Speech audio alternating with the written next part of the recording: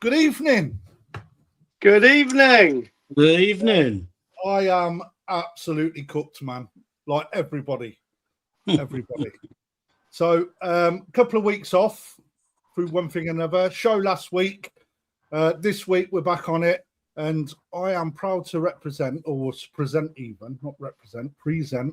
the Koi Show Live is proud to have Chip on, aka Rasta Koi. Some people may know him, some people may not. But he is the owner of the GC Grand Champion Koi of the National Koi Show. And I thought it'd be a good idea, or we thought it'd be a good idea if Chip joined us and we had a little chat, because it's not every day we get somebody willing to have a discussion with us about a journey, about Japan trips, about failures, about having the ability to take advice, put some money in a pot and deliver and actually take a GC. So welcome along, Chip. I will call you Chip, not Rasta Koi. That's fine. Yes, no problem. Mate. So I appreciate you coming on. But before we do, we'll just go over the normal housekeeping rules. Lee, how's your week been? Oh, sorry, how was your show? Oh, mate, the show was great. I would have thought most people had seen the video. Yeah, it was really good. Okay, the drive was horrendous for me, 6 hours from door to door. However, when I got there, it was so easy. It was such a difference compared to the national because of the heat. It was outrageous keeping on top of those fish. But this show, the fish just were absolutely fine. And also, when I got them back to the facility here, they've just bounced back as if nothing's happened. I think they've actually enjoyed themselves. So I've had no stress at all. It's been quite easy, to be honest. It's been really good. What about you? Oh, mate, yeah. Likewise, mate. It takes us a bit longer to pat down the news, to be perfectly honest. I think we finished at 1:30 in the shop, getting there, because it's like 5.5. We had a detour on the way home. We had a lengthy something to eat as well, because we hadn't eaten all day. But yeah, it was a long old drive back. The show itself, though, fantastic, isn't it? I love that show. It's good. Water's good, people are good, fish standard very good. Really good this year, wasn't it? Better than last year. And last year was good, but the quality of the exhibitors' fish this year was really good. I thought it was really good. Next level up. And I think we're seeing that more in younger, or should I say smaller koi shows. I think people going on that wheel, but we'll cover that bit later, I think, because when we start talking with Chip. But yeah, there's one fish I'll share a little bit later, and I'll get your eye on it, Chip, as well. That was at that show. Absolutely stunning Shiro, and I'll share that later. But yeah, for me, back to it. Got back. Fish have reintegrated very well. One tank, little bit of work on it, but nowhere near as bad as what it was at coming back in from the national. But I'm not quite sure why that is, to be perfectly honest. Just one of them. I think it may be because it was an indoor show. It just held the temperatures a little bit better. Like, so the fluctuations weren't as large. I think that may have had something to do with it. But overall, yeah, fabulous. Got back. We sold 30,000 pairs of Eclipse glasses. We have been literally, like, not even fish, man. It's like, I kid you not. If people have seen our Facebook page, a queue of people that went around the car park, Lee, and I had traffic backing up into nearby villages, mate. It was just horrendous. So you sold 30,000 pairs from the shop, not even online? No, on the premises, mate. Wow. How did you get that many? But they must have been buying 10s at a time. No, not really, mate. It's people coming up buying 4 at a time for their family. We had one person bought 1,000, and then we got word that he was selling them to the queues of traffic for extra money. Down the road. Now that's clever. So, fair play to him. For that. He must be from Caerphilly, that guy. but yeah, so yeah, back on it now though. Bit of pond maintenance today. 2 ponds back up and running. We've got some things to do there, but it's not about us. What I will say is Dave sends his apologies. He can't be with us today. He's currently sunning himself up in 41-degree temperature at the side of a lake in France. And he has sent me a couple of photos. I'll share them in a while. Worth seeing, if I'm honest with you. But yeah, Chip. Yes, now sir. it's over to you, my man. Right? If this was like This Is Your Life, I'll be stood here with a red book. You have sent me. Have a guess how many photographs, stroke videos you've sent me over the last couple of weeks. I don't know, because I have a lot. So you told me, I think when we were pinging, you say, send what you have, we'll have a look. So, because I'm back and forth, I select, I send, I select, I send. I lost count of what I sent. Maybe, I don't know, 500, 400, 100? I don't know. Far from it, to be perfectly honest, mate. Yeah, the level of, we'll be sharing some of them, but there's no way we're going to get through all of them tonight, mate. Oh, that's fine. So that's fine. What I'll be doing is I'll upload a couple as we go through, because you've got some that are better than others. Not in a bad way, in a way that you've got awards and big fish, but also some nice little fish as well. I'm going to ask the question that everybody will always ask: why Rasta Koi, which is also your YouTube channel? Why Rasta Koi? Well, so I grew up in Trinidad and Tobago, small island in the Caribbean, 1.3 million people, less me. So, you know, and when I was a kid, till I was probably 21, never cut my hair. So my hair was all the way past down my waist, tied up in a bun. In fact, one time I dyed with hydrogen peroxide, Lee may understand this, dyed it and shave everything else clean. And I was built like Dylan, so like a stump, cricket stump. And my dad said I look like a pint of Guinness, black body and a foamy head. But in Trinidad, when you have long hair, especially West Indians, when they see you, they'll say, well, go on, Rasta. Are you all right, Rasta? Rasta is kind of like a friendly term. It's not just because you got dreadlocks, although I had long hair. So when I was in high school and stuff, it was like, oh, there's your Rasta boy, because I had long hair tied up. So Rasta Koi. That's how it came about. So that's stuck. That's stuck, yeah, absolutely. So now it's gone. Now it's chase them crazy ball heads. Lee's actually cut his hair down a little bit, I've noticed. I'm growing a mullet so I can have a comb forward eventually. Well, I just say to people, it was all waves, now it's beaches. So going, obviously we've just hit on the Rasta Koi bit now, and we've pushed right back to your school years. So that's why you're called Rasta. When did the koi section come into that? When did you start in the hobby? When did you get subjected to koi? When did you start keeping them, etc.? Okay, so koi came in the UK. Now, as I said, I grew up in Trinidad. I lived in America. And in Trinidad, I kept discus and all the tropical kind of fish, right? So when I came to the UK and I bought my wife is Welsh. I'm sure you've met her anyway. So I always wanted a pond in my house. And I tell you what, I don't know if you remember, maybe Krafty Koi, you remember this. They used to sell a hexagon pond where you could buy them a little one. We still do. Still do. Oh, you still do? Okay. Black so Dog, that was my first pond. So I bought that, and I bought a filter that goes inside of it with a fountain. Sounds weird. With a fountain. I don't know if you still sell those. And I bought from eBay 4 like Kajaku things, and I couldn't believe, my wife was astonished that I paid £55 for 4 fish. She said, that's crazy money. Why are you paying so much money for these things? So that started. The boys, Brandon would have been probably 6, or so not so much older than the wolf, really, maybe double his age or something like that. So it started about 20 odd years ago, 23 years ago or so.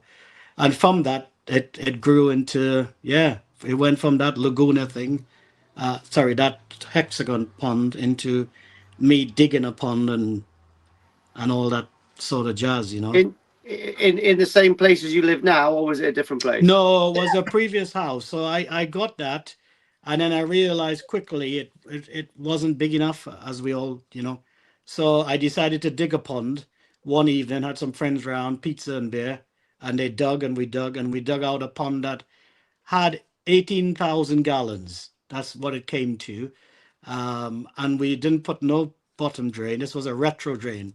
I don't know if they still sell them with those pumps there. And my Yeah, they do, filter, yeah. okay, my filter was a brand called Laguna, and you had to pump it like both hands like this to clean it. And that went in there, came out, and then I went and bought fish from a guy close to me called L.E. Koi, Bill Nibbs. I don't know if you know him. He used to come to the BKKS years ago. Israeli Koi I started with. And actually, he was a really nice guy, and he helped me out a lot. And so that's how the journey started with fish. And I did everything wrong, everything wrong, everything you could think of wrong. I did it. I tried to do stuff on the cheap, try to do stuff, make my own filters out of a blue barrel with K1, pumping stuff inside of there. I put an electro heater on the pond one time. Then we got the electric bill, and the heater came straight off. My wife was going to drown me in that pond. And it was a journey. It absolutely was a journey. Almost packed in a number of times, but yeah, it was a journey. So on this little journey then, Chip, when did it change from tinkering, budget gear, big pond, cheap fish to, more serious koi keeping? What made you make that transition? Good question. So one year I kind of like had enough of killing fish and things not going right. And I went to the National Koi Show. I don't know if you guys would know this. One year they hosted it at the Bill and Aquadome. Yeah, it's down the road from me, Chip, that. Right, okay. So they hosted it there. So I took Brandon, my oldest boy, we went down, 10-year-old, he was 10 maybe. And we went down, and that's the first time I met the elusive Mike Snaden. I messaged him, I phoned him, I called him, I tried everything, no reply, no reply. I went down there. Yeah. I went down there and I met the legend that is Mike Snaden, and we talked, and he kind of then started to steer me. He invited me down, and I was like, okay, finally I'll figure out if this is a real place. And so that really kind of get me there. But going back a little bit, if I may, when I started getting rid of fish, I didn't buy fish from Mike. I realized that these fish I needed to move. And back then there was a koi dealer in a place called Burton-on-Trent that I got buying fish from, called Richton Koi. I don't know if you heard of them. My brother lives in Burton. I know the place. Right. Okay. So I started buying fish from Richton, and they were the guys who got me to kind of like redesign the pond, take the retro drain out, take out the line, put a bottom drain in. I still put a line in because I couldn't afford glassing, and I'm not talented like Lee. I've got the good looks, but not the talent. So I had to put back. You're better looking than Lee, mate. Don't worry about that. I had to put back the liner in and put the drains, and then it began to grow. The journey began to grow. I went into a sieve. I don't know if you still do those. A sieve and a bead. So this was a Richton bead, and that was like the journey began a little bit better. Heated. What year was we talking there, Chip? Well, so that's before the East Midland Koi Show, which was 2012, the first time I showed. So that'll be 2007, 2008. Obviously, I was 12 years old. No, just kidding. Just as I was getting blown up and discharged from the military. I was thinking the same. Where was I then? Yeah, so that was around then. And then with Richton, eventually I moved on. I kind of grew out. I think in the hobby, you may notice, you may experience this, hobbyists can grow out the dealer in what they supply and what I got. I know you guys are dealers, so I hope none of your customers outgrow you, but I kind of grew out like the experience. Then there were some things that didn't work out, but I then reconnected with Mike Snaden, and he invited me down. And what then transformed the hobby, because I fly a lot, travel a lot, and then getting your missus to clean a bead, a bubble bead, and a sieve, do you know, or sponges or anything, ain't gonna work. So I went out to see Mike, and Mike and I were talking, and he had these things in his yard, his backyard, as we would say at home. And I thought they were barbecue grills. I thought he was like smoking, like smoking meat and stuff like that. I was like, oh, you're a smoker. He's like, what? And then I realized they were Profi drums. He had just import them to his place. So I was one of the first to see them. And I got one from him, a 4045, which is the smallest stainless steel drum. And I installed that in, got rid of the bead, which caused me some grief, but got rid of the bead and put backy showers in with BHM, Lee, because back then that's all they had was BHM. In fact, some of that BHM is still in the pond right now. And my hobby then transformed a notch where I started getting fish from Mike that were a little bit more money. He never tried to sell me fish, which I found is strange. In fact, he never wanted to sell you a fish. And I thought, well, are you not in the business of selling? And I bought a fish from him. And those fish I bought from him, later on, I would grow to my first one in a pond of, actually, I then raised the pond. So it was all floor level, and I put bricks around it and raised it up a bit, no windows. And so it went up to like 26,000 gallons, and I thought it was ginormous. Gallons and or litres, Chip? gallons, 26,000 gallons. 26,000 gallon. Oh, sorry, 2,600 gallons. Right there, Sorry. yeah. Yeah, 2,600 gallons. And I had 5 fish in there, and most of them grew past 85, 88 cm in there. So I kept smaller fish, and I'll tell you this story. Just tracking back a little bit, I had hard water then, and Mike got me into RO because he pioneered, did a whole like reverse osmosis. So I was the first to use a pH controller with a dosing pump and taking my KH from a KH of 8 to 9, stable, but 8 to 9, down to a KH of half a degree, which is what I run now. He got me onto that. And we'll so touch on that a bit later on, Chip. Yeah. Okay.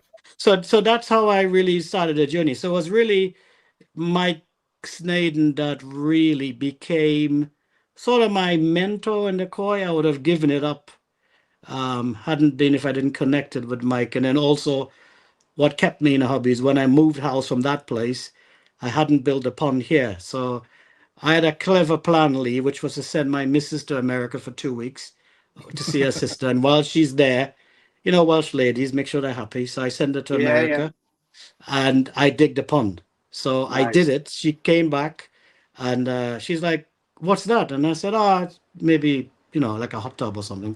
But I couldn't finish it. So bless their socks, Stephen and Anthony Gray kept me in a hobby because they came down, took the fish that I had in a vat in the back of the house, a blue vat, with just oxygen. And to be honest, I was ready to pack in. I was going to give them the koi and say, I'm done. But they said, no, we'll look after it. Build your pond, we'll help you, and we'll bring the fish back. And true to the word, the same year they did. They brought the fish back, and yeah.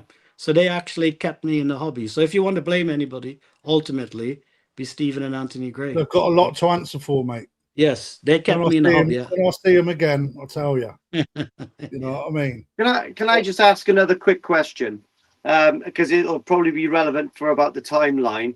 So obviously, there's one. I know you're good friends with the Greys because of what happened, but there is a particular Welsh person that you're always joined to the hip to. When did you meet Ian Jenkins? And how did it happen? Ian is my best koi buddy in the world. That's right. This is it. Yeah, Batman and Robin. I say I'm Batman, he's Robin, but he then tells me, yeah, but Batman always drives and you never drive. You just sit in the car. So he said he's Batman. When did I meet Ian? I feels like I know him ever. I mean, he's like, Yeah, when did I meet Ian? You know, I have Ian. If Ian's on this, he might be watching. Maybe He he is might watching. remember. But yeah, so Maybe maybe through Mike Snedden again, was it? Maybe you just bumped into him there, I guess. possibly I met him through Mike Snedden. Yeah, Or same was group it of at the show? friends. Could be from the show, but like, yeah, I mean, Ian and I, yeah, I mean, like, we talk almost every couple of days. He's like the brother from another mother, you know. I was always meant to connect to Welsh people. Obviously, I married a Welsh lady. Ian's Welsh. All my half of my family's Welsh. Lee is Welsh, you know. God lives in Wales and Trinidad, so we know that. So, um, Hang on, yeah, look at so it. Trinidad's his holiday home. yes. So I can't remember the year I met Ian and Carmen, but I'm sure it might have been I met them at Mike's place in Portishead in Bristol, I would guess. So either that or a Koi show, but I imagine in that way. Of course, we've been to Japan together and stuff like that. So, Yeah.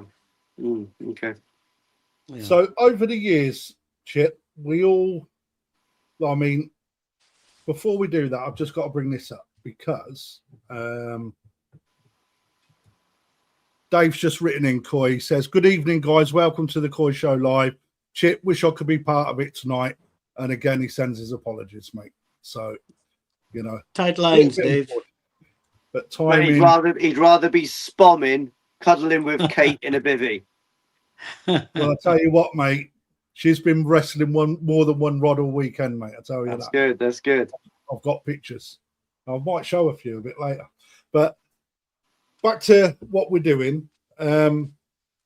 We all make mistakes, Chip, along the route. Okay. Something happens, we kill koi, or you know, we're underfiltered, or we overstock, or we buy the wrong fish, blah blah blah. Okay.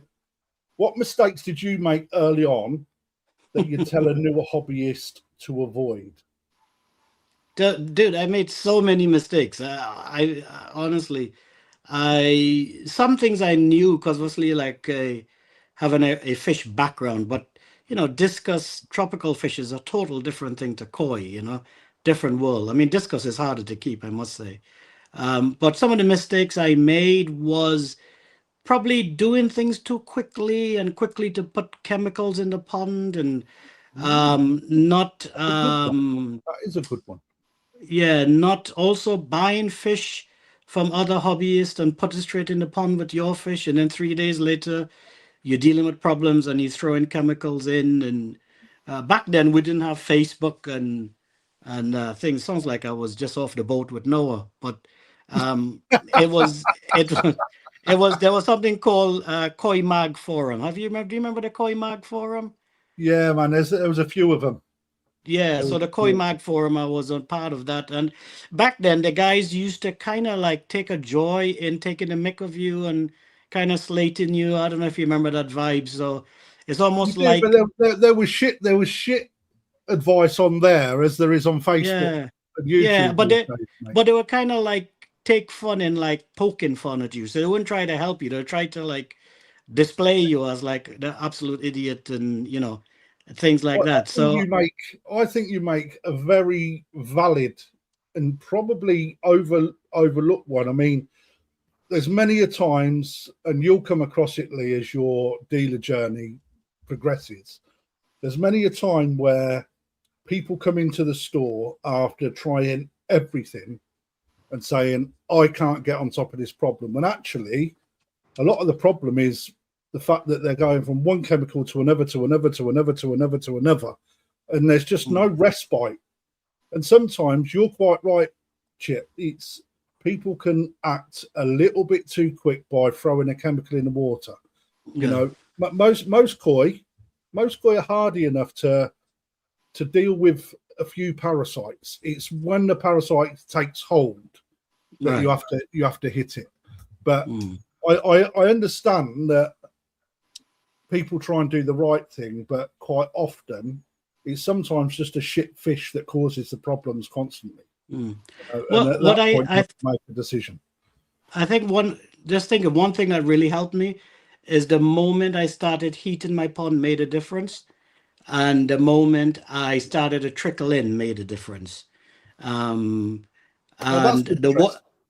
Yeah, and then the other thing that helped me, believe it or not, is when I first went to Japan, because then I realized I panic about stuff that the Japanese don't even care about. And once you start running, I mean, you boys have been to Japan. Once you start going to Japan, and especially like I've only been South Japan, right? I've not been Niigata area. But health and safety would have a field day in some of them koi houses. One koi house I was in, there was an electric cable from one koi house. The cable went in the water of another pond and came out the other side and plugged in. That would just be absolutely crazy. So, and I realized then the stuff, I was kind of like, if my fish only flicked back then, this is the early days, if they only flick, get them out, doing a scrape, checking. Now I don't really, you come to the point where you realize that sometimes, like I was saying to a hobbyist recently, just because you itch your head don't mean you have lice. It's a That's kind of true. the same kind of thing. A fish will flick, a fish will barrel roll. They're not bouncing off the walls, things like that. Then it's fine. So I think for me, retro looking back, what made a difference was heating the pond, not to high temperatures, but keeping it stable in heat. Trickle in help, because just that little bit of water in and out, I noticed the fish responded well. And then from there, I began to fine tune fish keeping, where I got into RO and things like that, and feeding the right amount of food and things like that. That's where I kind of like took it to the next stage. Right, whereabouts in the world you reside in? Don't tell people your actual address, obviously, but whereabouts in the world? In the United Kingdom, uh, Yeah, in the in the city of UK. Leicester, in the city of Leicester, So Great your cheese. water supplier, Severn Trent. Severn Trent. So again, advice is don't just follow Chip's journey, because different water sources have different qualities. Lee's water is superb because it's Welsh from God's country, as everyone's writing in the comments. Scottish water, absolutely phenomenal. Midlands water, dog crap. Fact. Good Yeah, KH, but yeah. unless you chip and you start looking at things. Which brings me on to this, right? So my eye has changed from when I started, 15 years ago. More importantly, from going to Japan, that's when your real eye changes. Your eyes changed, Lee, since you started, right? Yeah, What 100%. about you, Chip? How has your eye changed over the years? I tell you what helped me is showing koi. I first showed a koi in 2012. First time I went to a koi show, I panicked. It was the most stressful thing I ever did. But it was the first time I showed, and I won a major. First time out of the bat, boom. With a Which fish, one? this was called the East Midlands Winter Koi Show, I think it was. I still have the little thing there. Oh, hang on. Was it? Anyhow, I won a trophy. I can't remember what it was. Yeah. But that was an Okawa fish that I bought from Mike. And that I really got, because of my makeup, I'm kind of like, if I'm into something, I'm in all in. So like fly fishing, I wanted to win the world championships and fish for Rutland, and I fish for Marlin. I mean, you've seen some pictures, right? And Yeah, I'll tarpon. bring some up in a minute. Yeah. So anything I do, I'm kind of like all in. I can't do it halfway. I'm either all in or not. Like I said to people, you can't be slightly pregnant. Either you're pregnant or you're not. So if you're in the showing or in koi keeping, I wanted to do it to the best of the ability that I could do. So for me, my eye changed when I started showing, which was 2012. Was the first time I ever put fish in a bag, oxygenate it, take it, put it in the boot of the car, and it was in uh, the race course place. It was held in down this way in Burton on Trent. There's a race course place. Oh, Utoxeter race course. That's the first place I actually showed, was back then, and that kind of helped changed my eyes, and kind of like working with Mike Snaden, seeing his fish and talking to him. That really kind of start tuning my eyes into what proper koi looks like as opposed to just cheaper koi that, and I understand people has budget, and often I look back and I say to people, I'm glad I learned the way I did because I made mistakes with the cheaper koi. I know they're all lives, right? But I rather an Israeli fish die in my hands than my 2 million yen Japanese Yatsuri, you know. So that's when it began to change. Oh yeah, that was a beast. That was this year in March on a fly in Tobago. On a fly, on the big, that's hardly a fly, man. That's Yeah, more well, like it's a a fly. bird. It's meant to look like a flying fish. So we actually raised that in Tobago. The guy asked me. He said, "What time is your flight?" I said, "I got to be back at shore in 1 hour because we raised two, and I fumbled the two with the cast because you switch the boat into neutral and you cast. You don't troll the fly." And then we were packing up, and no word of a lie, we had 5 minutes, and I was already hearing the fat lady sing, and I was thought this is over. And he screamed, "Fish on the teaser, boat in neutral." And by some miracle, I made the cast. Miracle. The fly land right in front of his face. It turned and grabbed it, and it ran 230 yards in one run, and How long did it take you to get in, mate? 45 minutes to an hour. But we circled it with the boat, right? So we had to bring it. So it's not like the boat was planted and you land it. You circle it and you bring that in. But that was caught on a 11 weight fly rod. What about this one, Chip? Oh, that's a 110-pound tarpon that's in Trinidad. Again, I was fishing there. I caught four that day on the fly, and they were fishing live bait as well. And the live bait didn't catch any, and the fly caught four, which was incredible. But yeah, I had four of those. I tell you what, this is part of the reason I go to the gym, because these things, to fight those things, it's not like sitting, on a shore with a rod. You have to work. So these things would actually pull your string for 4 or 5 hours. Over my right shoulder there, you could see there's like a little island. That's actually a maximum security prison over there in Trinidad where they put you. And if they put you there, it's called Carrera Prison. To swim to mainland, it's something like, 300, 400 feet, but it's surrounded by hammerhead sharks, Lee.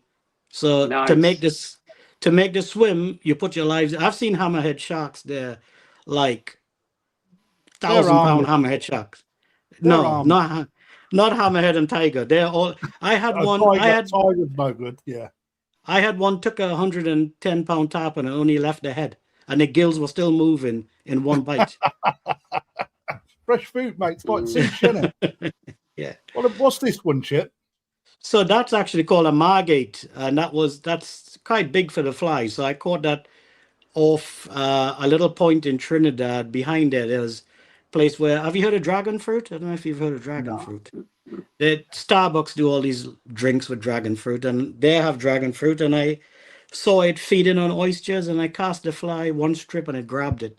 The guide on the boat said to me, "It will never take a fly," and I love it when someone says it will never. And I said, "How much do you bet?" He said, "If you catch it, I'll give you 100 US." So first cast, bang, straight into it. He was 100 US. Jobs are good. 100 US lighter. Yes. Yeah. Oh, that was a beast. Yeah. I think that's my favorite one out of all of them, if I'm honest. Yeah, that's a Jack Traval, which is quite a big one for that size. That's a very powerful fish, man. That took me an hour and 40 minutes to land. And it ran me around the boat like crazy. I mean, look at the size of the tail to my upper body, and you would see. Everything about that fish is streamlined, mate. His tail's all like, there's so much fin in the tail end, big rudder, and even its pecs are streamlined. Yeah, they're a bit like the GT in that way. Yeah. But that's a big one. I've caught them smaller in the fly, like 20-pound and stuff, but that one was absolutely a monster. I thought it was a tarpon because some tarpon don't jump, right? They're so big, they'll just stay in. And I thought that was a tarpon. When I saw it was yellow jack, I was shocked out of my head. But yeah, I love fishing, man. Fishing is my thing, like fly fishing mainly. But I mean, I'm not a snub. I catch a fish anyhow.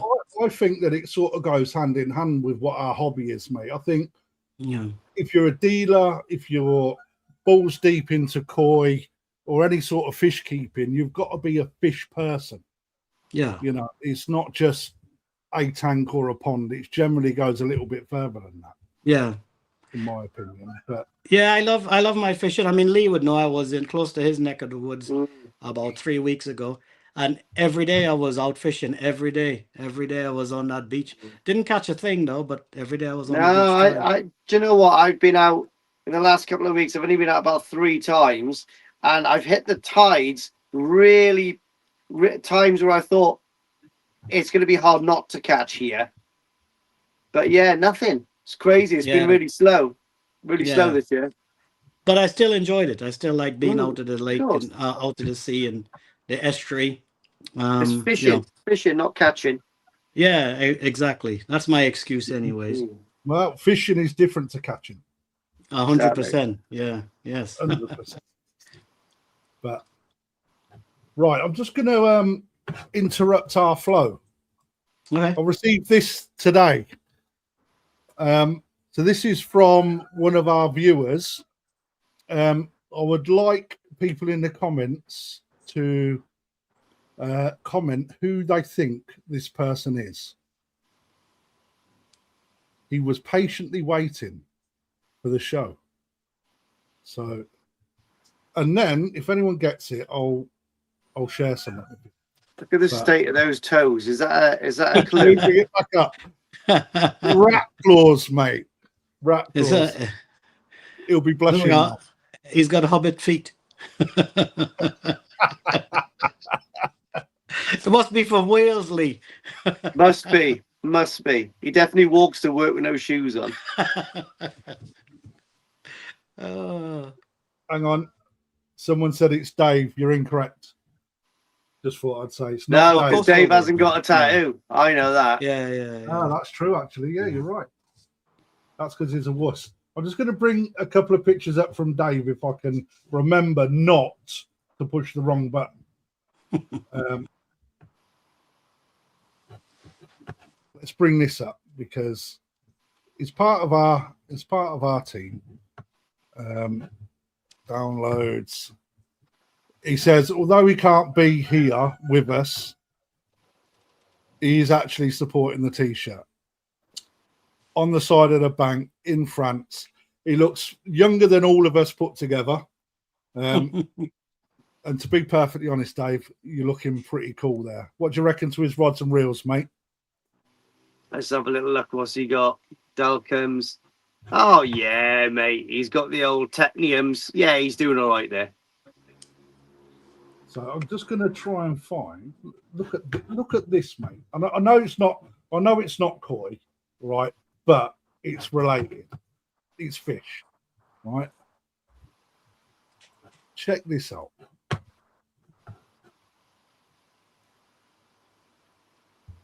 Oh, grass carp. Monstrous grass carp, man. They kind of look like a little bit like a mullet, their head, don't they? They do look a lot like a mullet, yeah. Do they fight? They do. Yeah, I think they're quite big jumpers, aren't they? I think they're not a very good fight until they get on the bloody bank and then they go bonkers.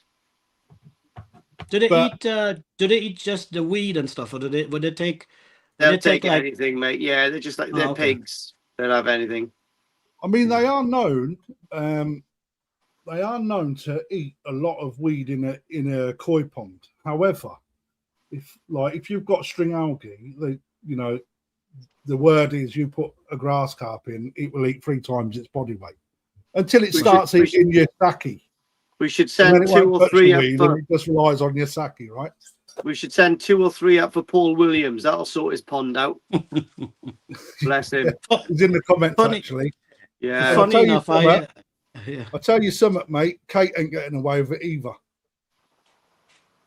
She has had a stonking. That's Kate's fish. She caught that.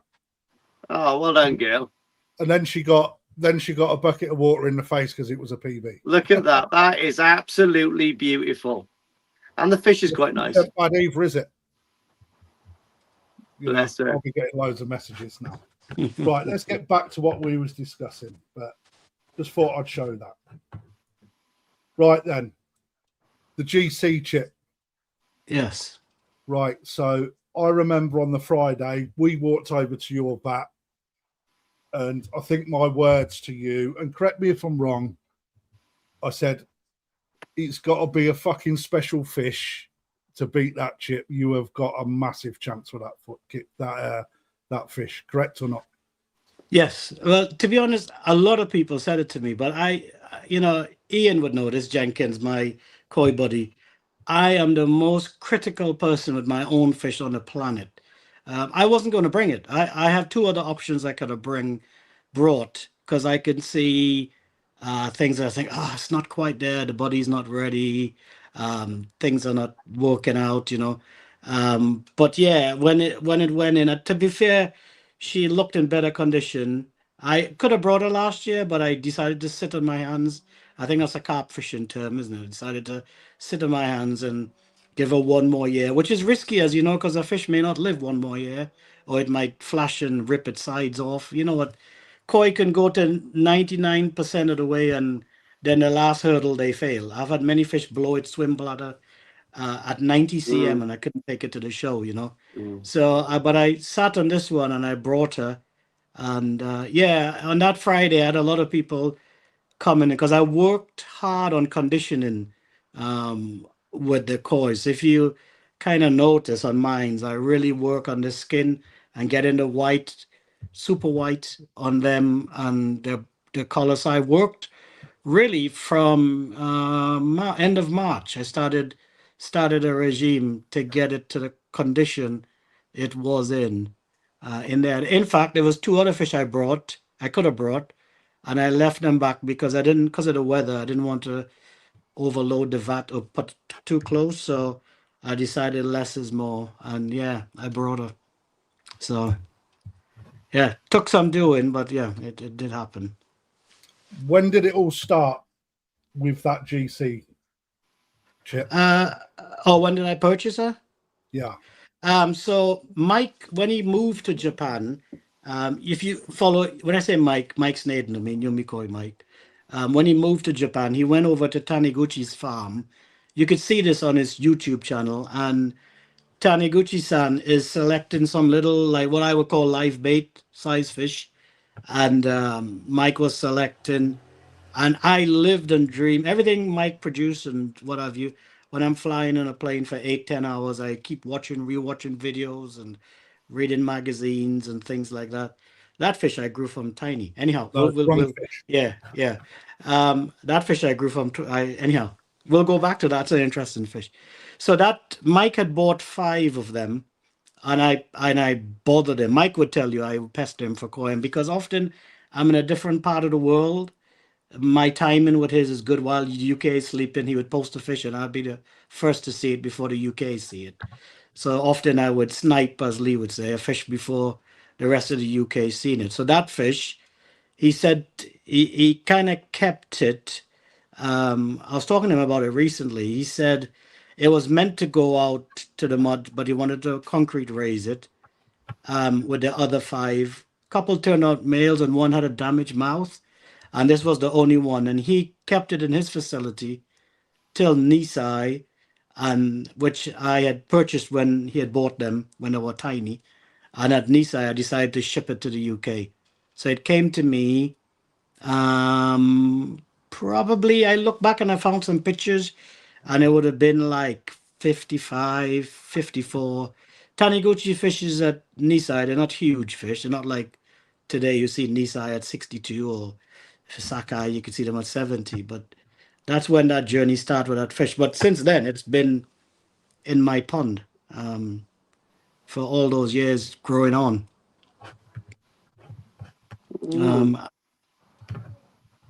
I'm just getting the image up, so bear with me. Okay, sure. So what was it? Yonsai at the show? At the show now, it's now in its 5th season. Yeah, Okay. in its 5th season. Yeah, there she is. Yeah. So she's in her 5th season. Liam did an incredible job to take a picture. I think whatever they're paying Liam, they need to double it. But he did a fantastic job in So taking that picture. Taniguchi Koi Farm Sankei, Yeah. 82 cm, purchased through Mike Sned and Yumi Koi Japan. Yeah. Before I say anything more, credit goes out to Liam Best, World of Nishikigoi, who has given me permission to use the photographs for tonight. If you haven't already done so, go over to his website, have a look. If you haven't seen his magazines, they're fantastic. As part of his agreement for me to use his photographs, I said I'll give his little, or not his little, his big magazine, his book, a plug. It's a very good read and very worth 15 quid, I think he's charging. It's worth more than that. Yeah, But it's very anyway, good. Yeah. enough of that. Liam does a good job, but you win the GC. What turned your eye to this fish, Chip? Well, I don't know if have you got the Tosai picture still? Yeah, You I have, should. mate. Let me just pull them Yeah. up for you. Can you put them side by side or just one at a time? Just one at a time, mate. Yeah, I have on my Instagram. Oh, that's a good way to plug your Instagram, Lee, isn't it? Oh, I have have. on I my can do it Insta. this way, actually. Yeah. I have a 3-step picture where it shows the each year. There you go. That's the good. Instagram. Yeah. So when I saw that fish in that very first picture, if you notice where that fish is with the benny itself, the benny just remained as it is, just tightened and sharpened, as it were. The sumi to me though kind of did it because I personally don't like sumi on benny. I prefer it on the white ground, which is subo sumi. Subo Sumi, yeah. Yeah. So for me, and then also what I liked about this fish was a transition from Tozai to Nisai, the head to the shoulder was quite smooth. It wasn't like a hump coming up, because sometimes where they have a hump, they can be flat behind the head, between the eyes. It's kind of like a spade. And breeders generally don't like that. And when I see it, you can see it if you got a window pond. You could look at your fish swimming by and you'd see some, like I'm sure Lee could see them in his, where they're a little bit, either they're nice transition or they're flat between the eyes. When they're flat between the eyes, they will still grow, but they'll have like a spade head. And breeders tend to not like them. And to me, this fish had a strong body for a Sankey. Like I would say personally, right? I probably own more Sankey now than Kahaku, but it's easy to get a decent Kahaku. It's very difficult to get a good Sankey. If you see a good Sankey, I buy it straight away because they're so hard and difficult to get a good one. And I've got a few, especially Tamura Sankey in Japan. I've got a couple, well, more than a couple, but my wife might be watching this. So I've got a couple in Japan of Tamura Sankey. But this I really like because of the transition, the body. If you look at the body from the Tosai all the way to the finished product, you could see where the body was going. Do you know what? you could Looking at the see- Tozai, looking at the Tozai picture, isn't it amazing how much that sumi has come up on the Yes. right-hand side, halfway down the fish? It's not Yes. there, and then boom. Boom. It's the blackest bit of sumi on the whole fish as well. Yeah. Sumi is incredible, isn't it? It's almost like fungal spore, isn't it? As soon as it gets planted, then it just boom, just pops. Well, it kind of makes up for areas in a fish there where it could be lonely as well. The sumi comes in and then all of a sudden it fills in an area. Yeah, it's In great. Japan, if the sumi is like quality sumi, it's expensive. It's not cheap. There's sumi and there's sumi. Trust me, there's like quality sumi and there's just sumi.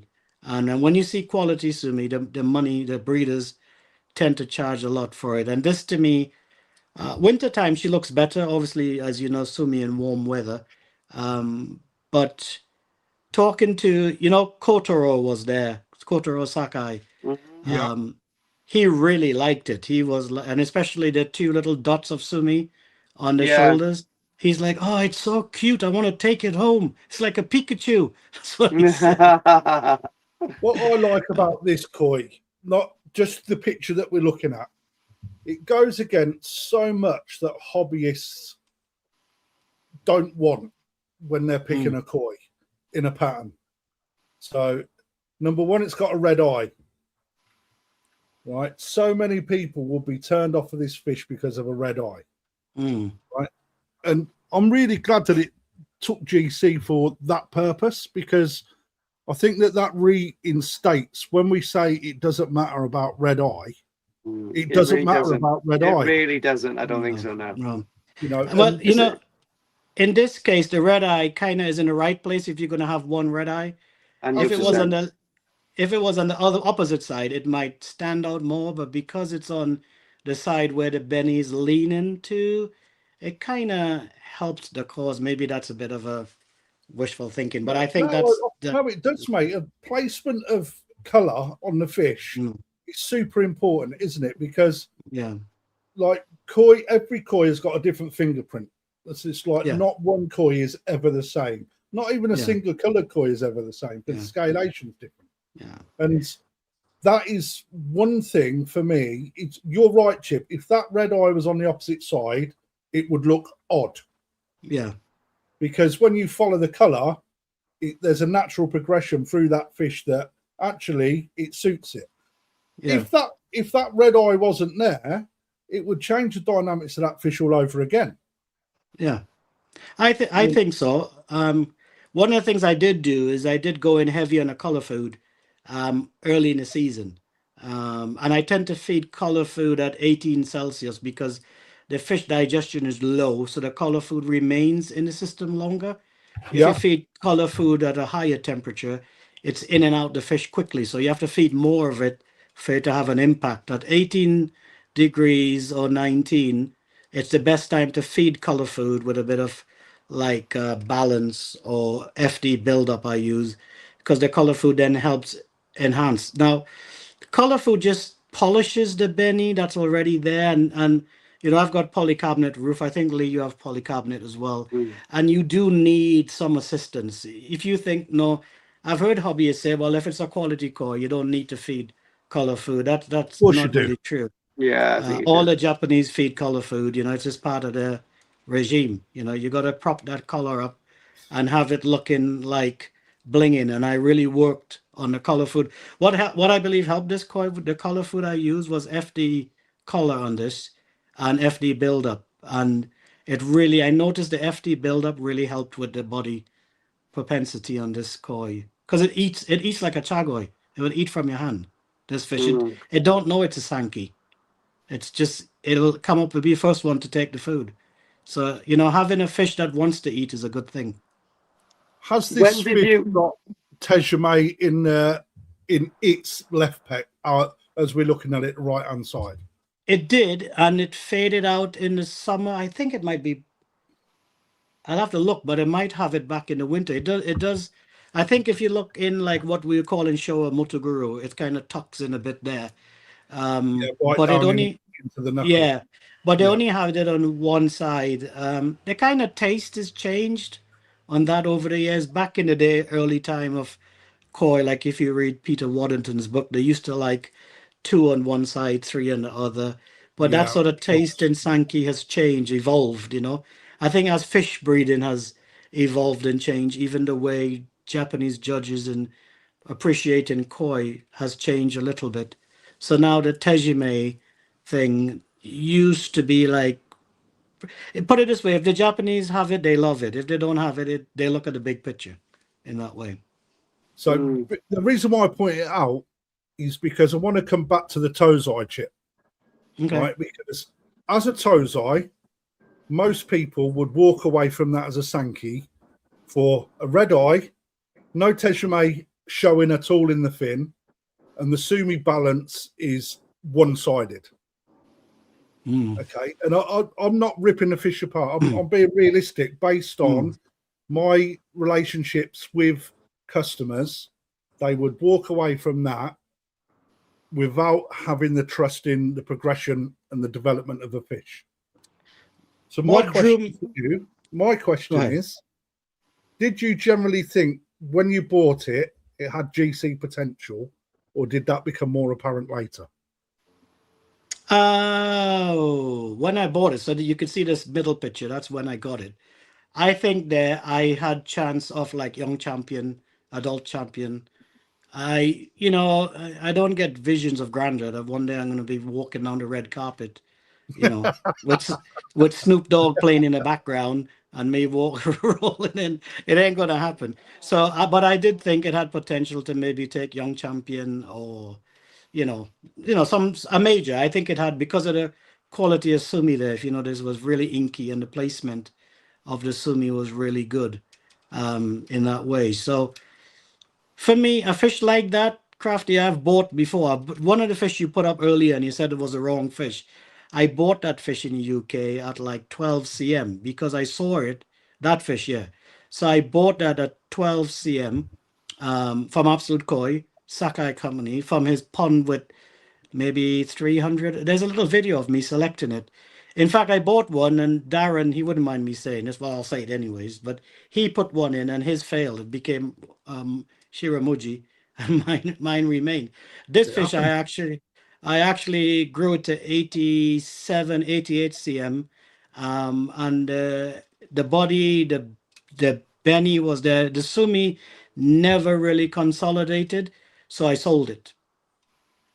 Because, going back to my initial saying, do you know who you sold it to, and did you see it afterwards? Yeah. He said it's close to 90 now. Yeah. Have you seen if the sumi's moved anything in his No, pond? the sumi is still the same. Still the same. Yeah. I mean, I ask because I know that fish will change what they do in different people's ponds. Yeah, 100%. Some fish would not settle in your pond, and you move it to another pond, and it's happy in there. Same, yeah. But this fish is an example of like what you could find in the UK. So that, if you look at that, that's predominantly, would you say 97, 98% Suba Sumi? Yeah. For me, this is Sankey overall for me. I mean, Lee, it's one of your favourite fish as well as mine. It is my favourite, yeah. Again, like sumi is go on, Lee. No, carry on. The sumi for me in Sankey, when selecting to bring back to the UK for sales, you've got to try and please as many customers as you can, because there's so many different tastes of what Sankey is. And for me, this is fairly heavy in sumi, but yeah, there's a lot of black on white, which is your Subo sumi. I have the Tozai video of that, and if you see the Tozai video of that, it's exactly where it is, except you can't see any white. I could see where the progression was going, and this fish was under 100 quid. And then it ate about 900,000 pounds worth of fish food, and then you sold it on because it didn't do what you wanted it to. Well, you see, going back to my original saying, I am would I say critical with my own koi. So if a koi is not really matching to the right beat, I would sell it. I would move it on and put somebody else in. So sometimes I've lost out. So like when I'm selling a fish, it's not because, I think it's useless or it's not going to work. Is I think that fish needs to go somewhere else. I have something else that I want to take its place. So sometimes my loss is somebody else's gain. I've sold fish. Ian wouldn't mind me saying this, but actually Ian bought this fish because I was moving house. But his Okawa that won GC was one of my fish, but he had it for 2 years. You bought that at Tozai, right? Am I right in saying that? I bought that, yes, from Yumiko, Japan, from Bristol. Yeah. And that fish won. I tell you what that fish won. This is Ian's fish. Hang on. Let me see if my facts are right. Baby, young. No, it didn't win baby. It won young champion. I thought that went through the ranks. Baby, young, adult, mature, GC. Yeah, so it won everything but baby. Everything but baby.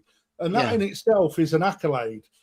I mean, the thing is, you want to take it from Tozai, win every major all the way through to GC, because that is a true spectacular koi.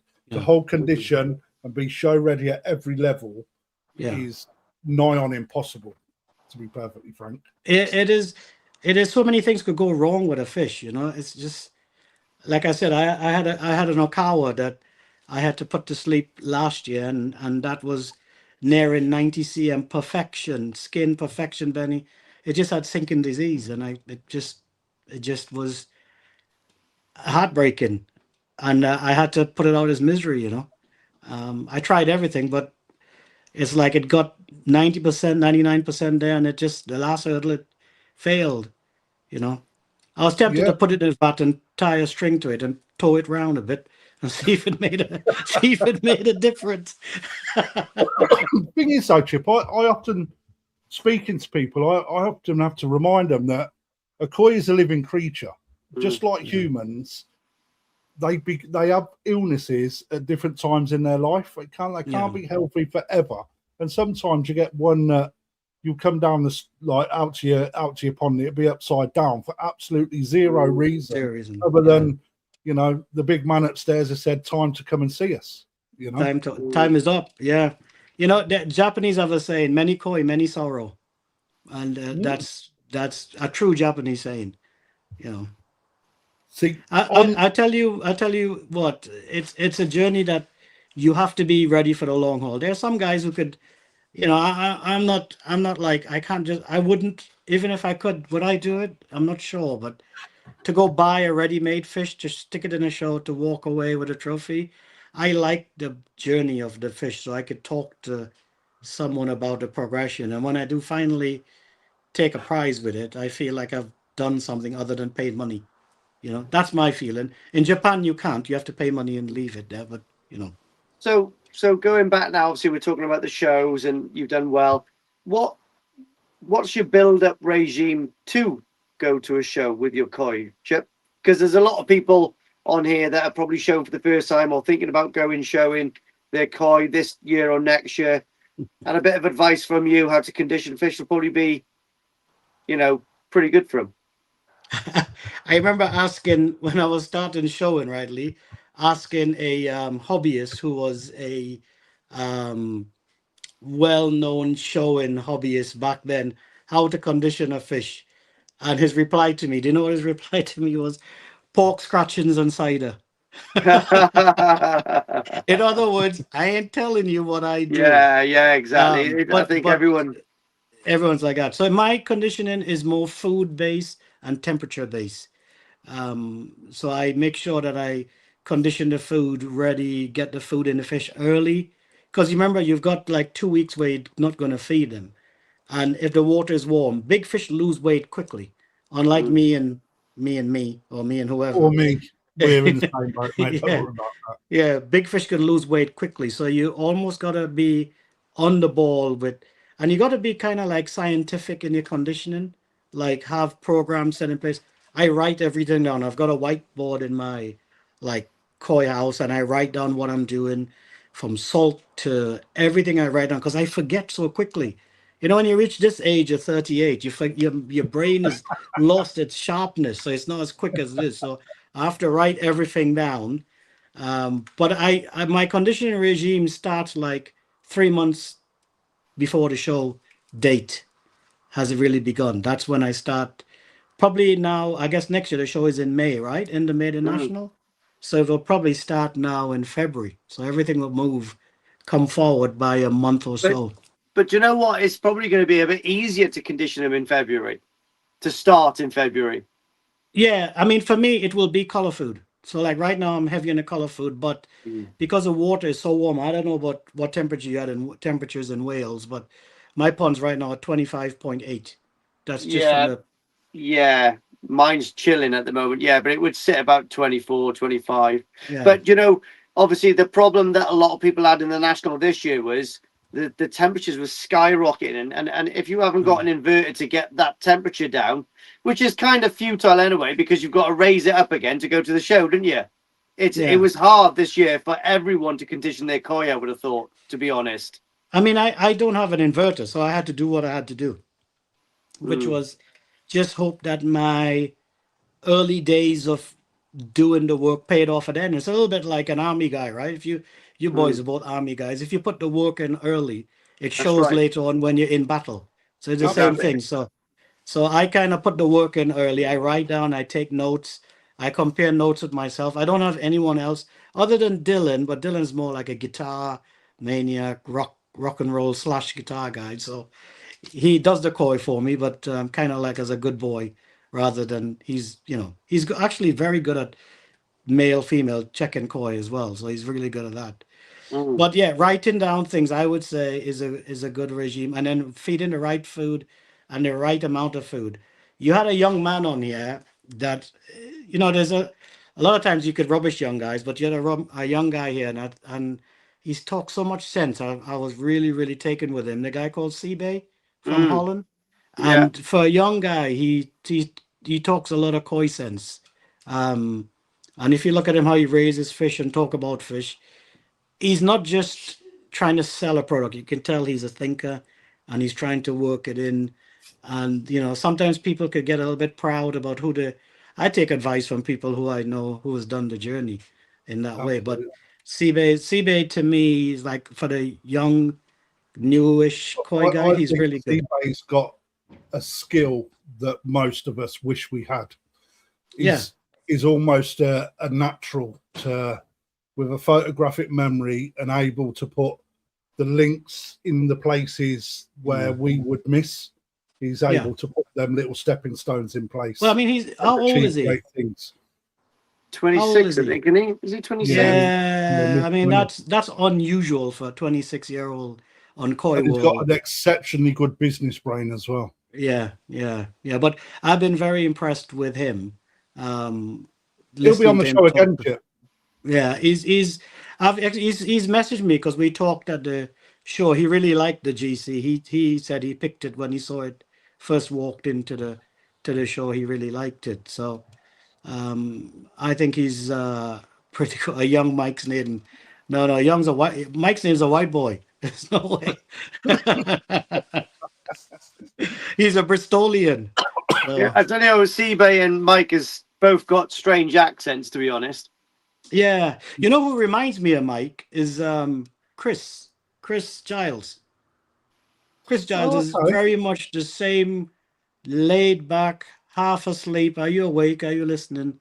Are you going to ring me back like Mike? He is. Yeah, Chris is very much that sort of person. Actually, he's very artistic. Just chill out, mate. Just chill out. He sent me a picture of him with a pint this morning about 9 o'clock in the morning in the airport on the way to Holland. Oh, did he? Why did you go to Holland? But then myself. Well, you was going to Holland, Lee. I was going to, mate, but you know what? I got a lot of people over there saying, "When are you coming? When are you going? Where are you staying?" Do you know what? Show last weekend. I've got Koi Over Heaven next weekend. I make the boys off school. Like I can't, mate. I'm gonna take him up the Brackens this weekend and stuff. I just can't do it to him. I have to stay home and be dad.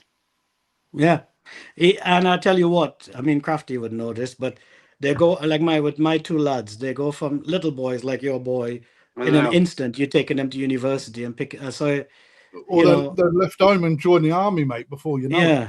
Yeah. That was the best day of my life. If you watch the boy.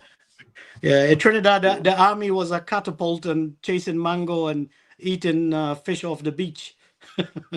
Nice. So Japan, Chip. You've been all over all over the south in Japan. Yeah. Let me ask you a question. Mm-hmm. Who's your favourite breeder? The one who has the best prices and the best fish. Best fish, not money aside. Who produces for you the best fish?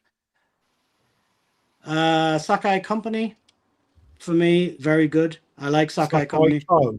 Yeah, Sakai Company, because they're brothers of Sakai, Kentaro, and he's very good. Motoharu-san, who owns it, he's a bit quirky, but he's got to know me really well.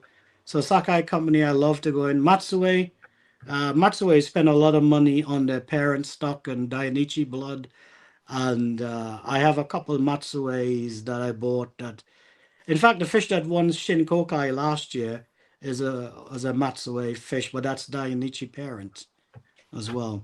That was the Kahaku, correct? That was the Kahaku. Let me put this light on because I'm so tan. It's getting dark. At one point, you're only going to see my teeth. So let me put the light on. I'm hopefully going to be able to pick out the right fish. That's all right. We can. So many bloody pictures, but I believe. There you go. You can see me now. Where's Lee? Oh, he's gone. Okay. I believe it was. Yes. One.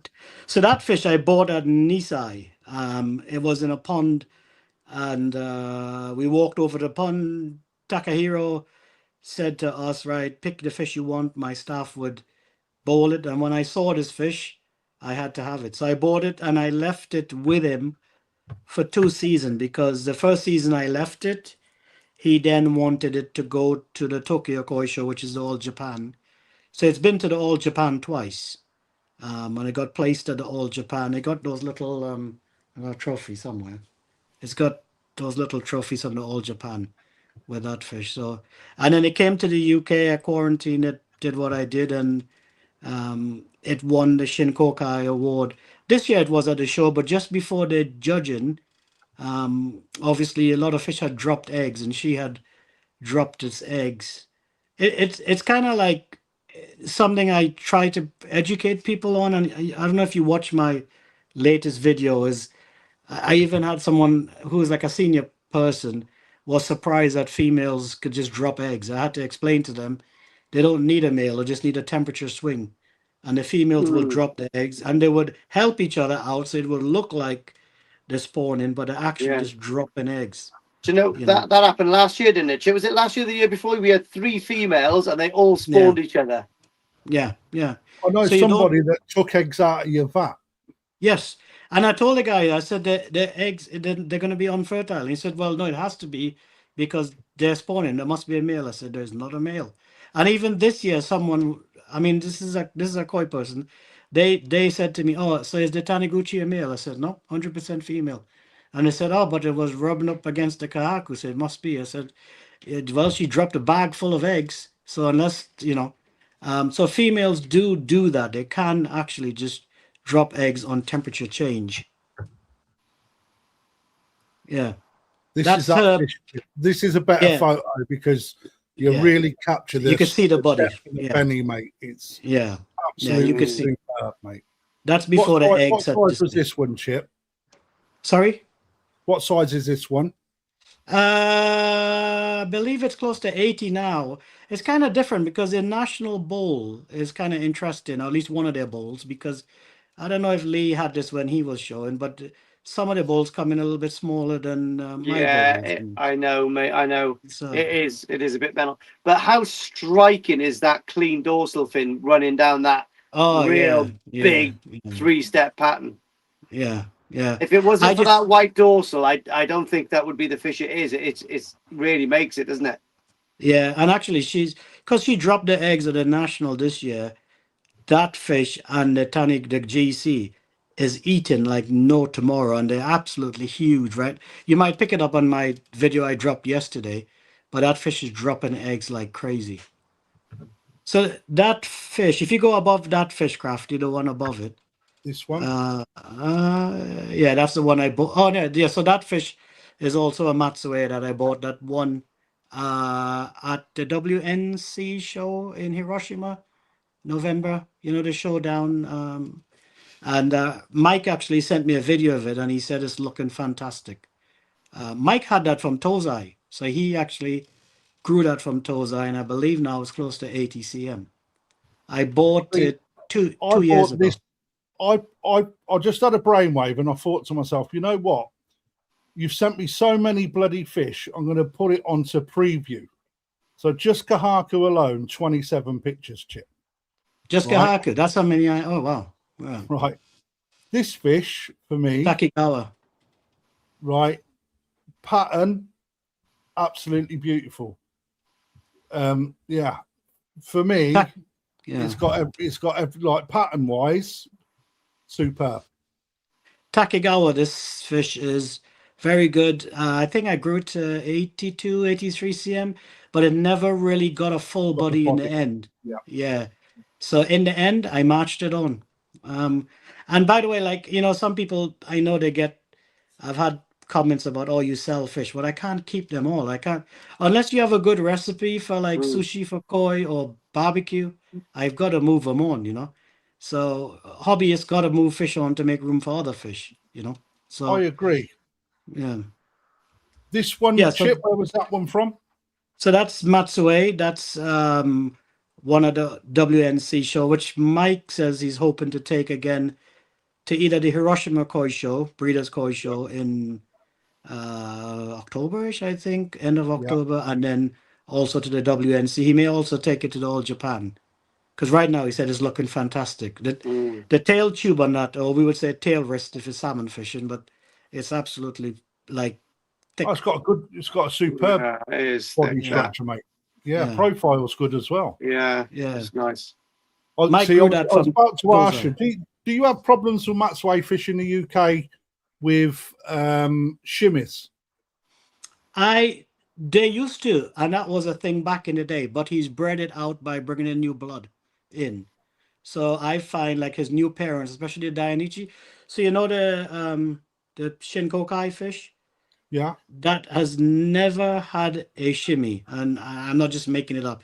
It has some marks on it because when I QT'd it, then I made the mistake of having a floating air stone in the QT, and it had bumped itself on the air stone, and someone thought, oh, the shimmies were removed. They won't. They were just, you know what I'm talking about, floating air stone and the swim and the Yeah. Now I've changed that whole system, but that fish has never had a shimmy. The Benny just keeps getting stronger and stronger on it, and I reckon it's the Dainichi blood in there. It's really, really good. I mean, it's top Yeah. draw, Chip, irrespective Yeah. of where it's from, mate. When Yeah. the depth of the Benny, I'm hoping that people at home can see, but you can see how striking and rich. When you say deep Benny, you can see that it's just really powerful. There's nothing in there on the Benny plate that changes from the head through to the body, which is what we're looking for in really strong Benny anyway. I mean, and that palate fish just remains the same. That fish, like I said, it scratched itself on the air stones, and within a few months, it had totally, you could not even tell. It had fully regenerated Benny on it. It's definitely one to watch. So What about this one, mate? Give us a little bit of background on this one. So this one was bought 2 years ago. Takigawa Hase, the young lad, I know him since his father is a legend. Old man Takigawa. He passed the farm to his son, and I said to him, when you have your own spawning, I'm going to buy the Kashira. Kashira is the number one, the big dog. And so when I went there 2 years ago, I believe, because I left it for one more season. I looked in the pond and I said, Hase-san, where's the Kashira? But he was with some local hobbyists. And he said, oh, over there. So I went and I looked and I went and I took the net and, there was like 50, 70 fish in there. And I pulled out that one and I said, is this it? And he goes, Chip-san, that's the one. That's Kashira. So I bought it from him and left it there. That's a horrible picture, but the fish is actually striking. And I left it for one more season, only because I put Hase against Mike. Mike has another one I bought there that Mike is growing and Hase is growing. And whoever wins it, I'm going to give them 50,000 yen. So why is that important to do? Let me just bring this down, because I think you've just hit onto something that I've got a good idea why you've done that, but in your head, why is that such a good move to place two people against each other in Japan? Well, there's a couple of reasons. As a carry, it's if anything goes wrong, it's guaranteed for the first year, right? So it makes sense. Leave it with the breeder. If something's going to go wrong, at least you'll get a credit note or something. Second year, it's in your own hands. But it kind of gives the breeder a little bit of an incentive to push your fish and to do it better. And he was disappointed. He wanted it bigger, and he was so disappointed that it was a CM under his plan, because I actually have a Sankey of his in my pond that I would bring at the show one day. But that fish is only now coming into its fourth season, and it's 86, 87 cm. Momotaro parent Sankey from Takigawa. Smallest amount of sumi. You have to look for the sumi. You might have seen it on the video. It looks like splatter, but it's all on Suba sumi, but an absolutely tank of a koi. So he kind of saw me grow that fish, and he wants to challenge me to. He says to me, he kind of paid me a compliment. He says, you can grow fish, no doubt. But I want to see if I could do it better than you.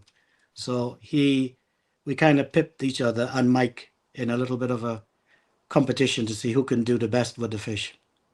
So Purely on size, purely on Japanese- size. are Japanese breeders good at growing fish?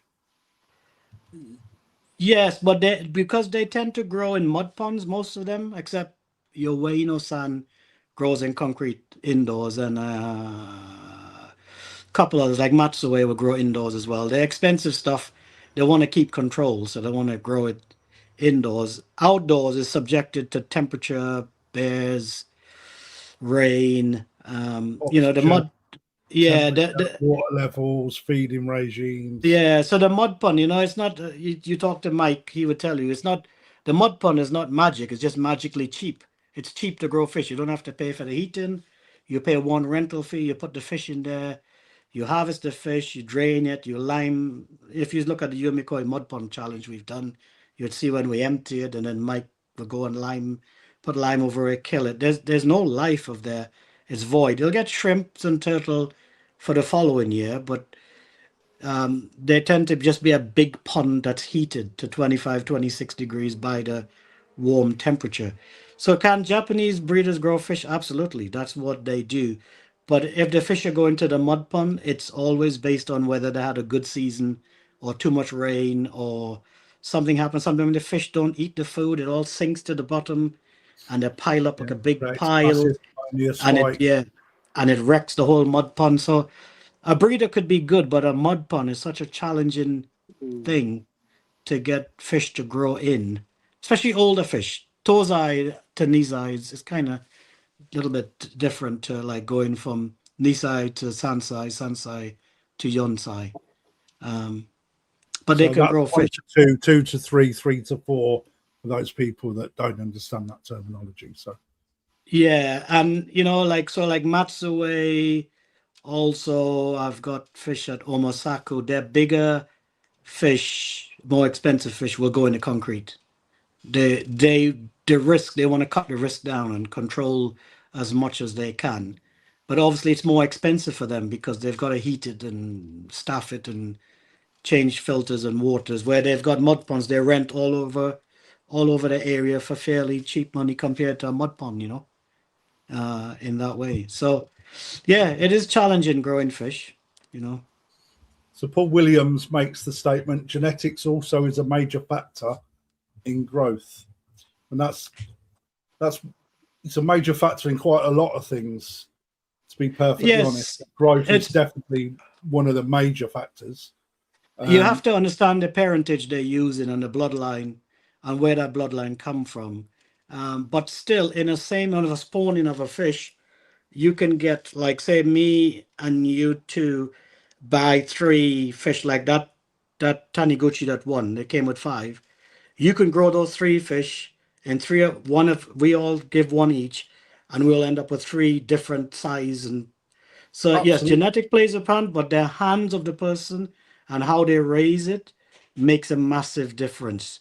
I'd agree with that as well. So yes, genetics is the baseline, but it depends on what you do with the genetics. If you go to a pond, that fish goes to a pond that's unheated, or it's only at a certain temperature, and you only feed.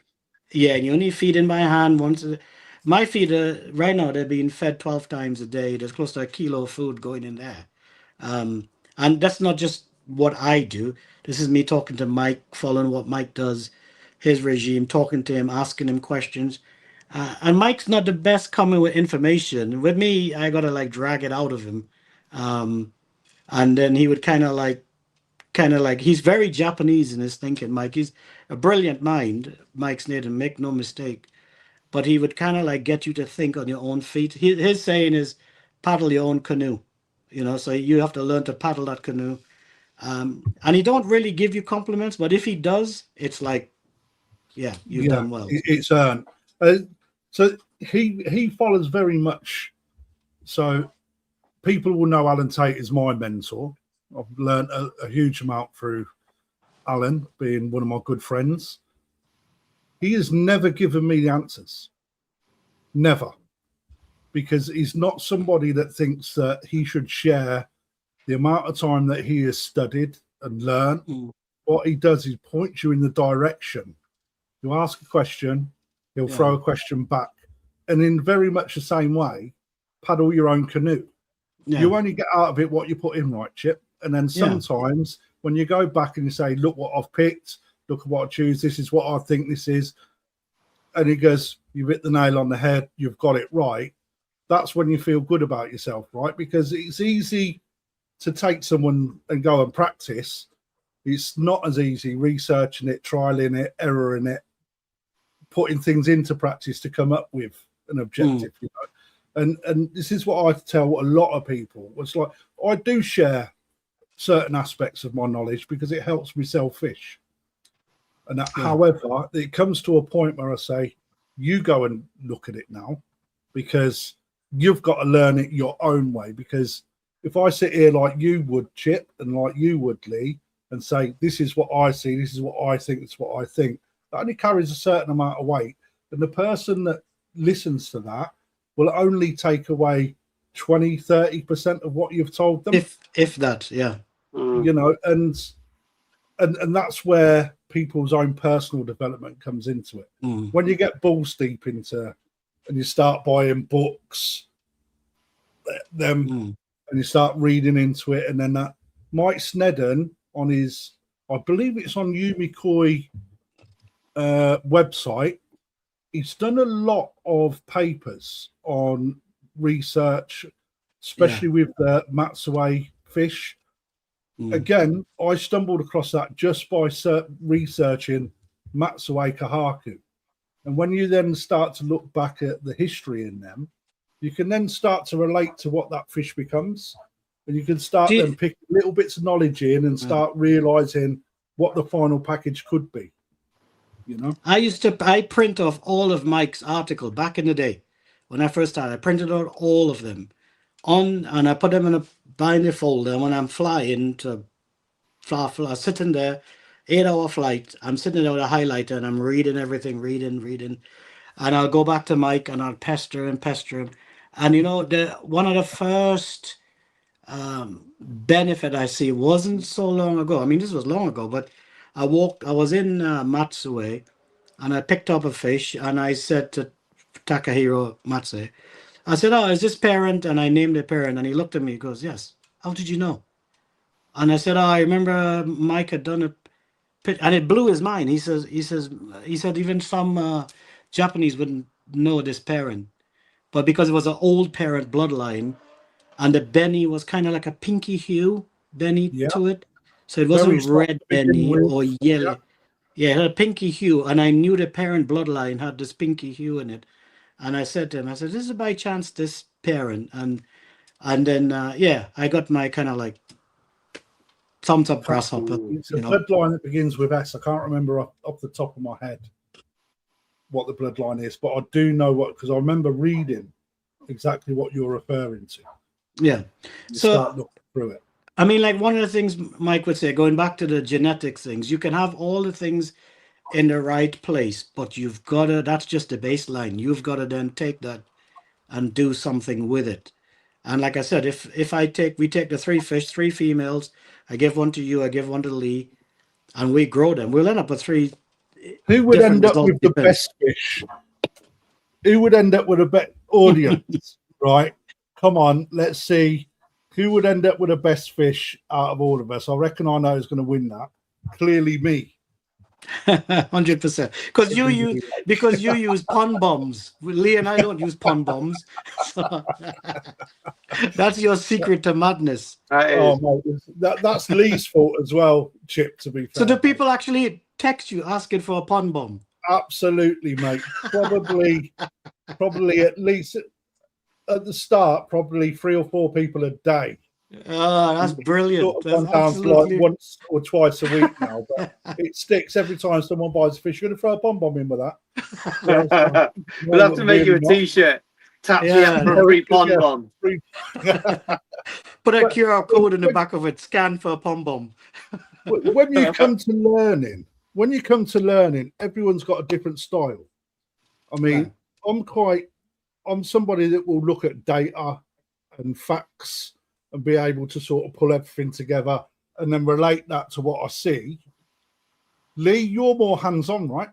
You learn from what you do.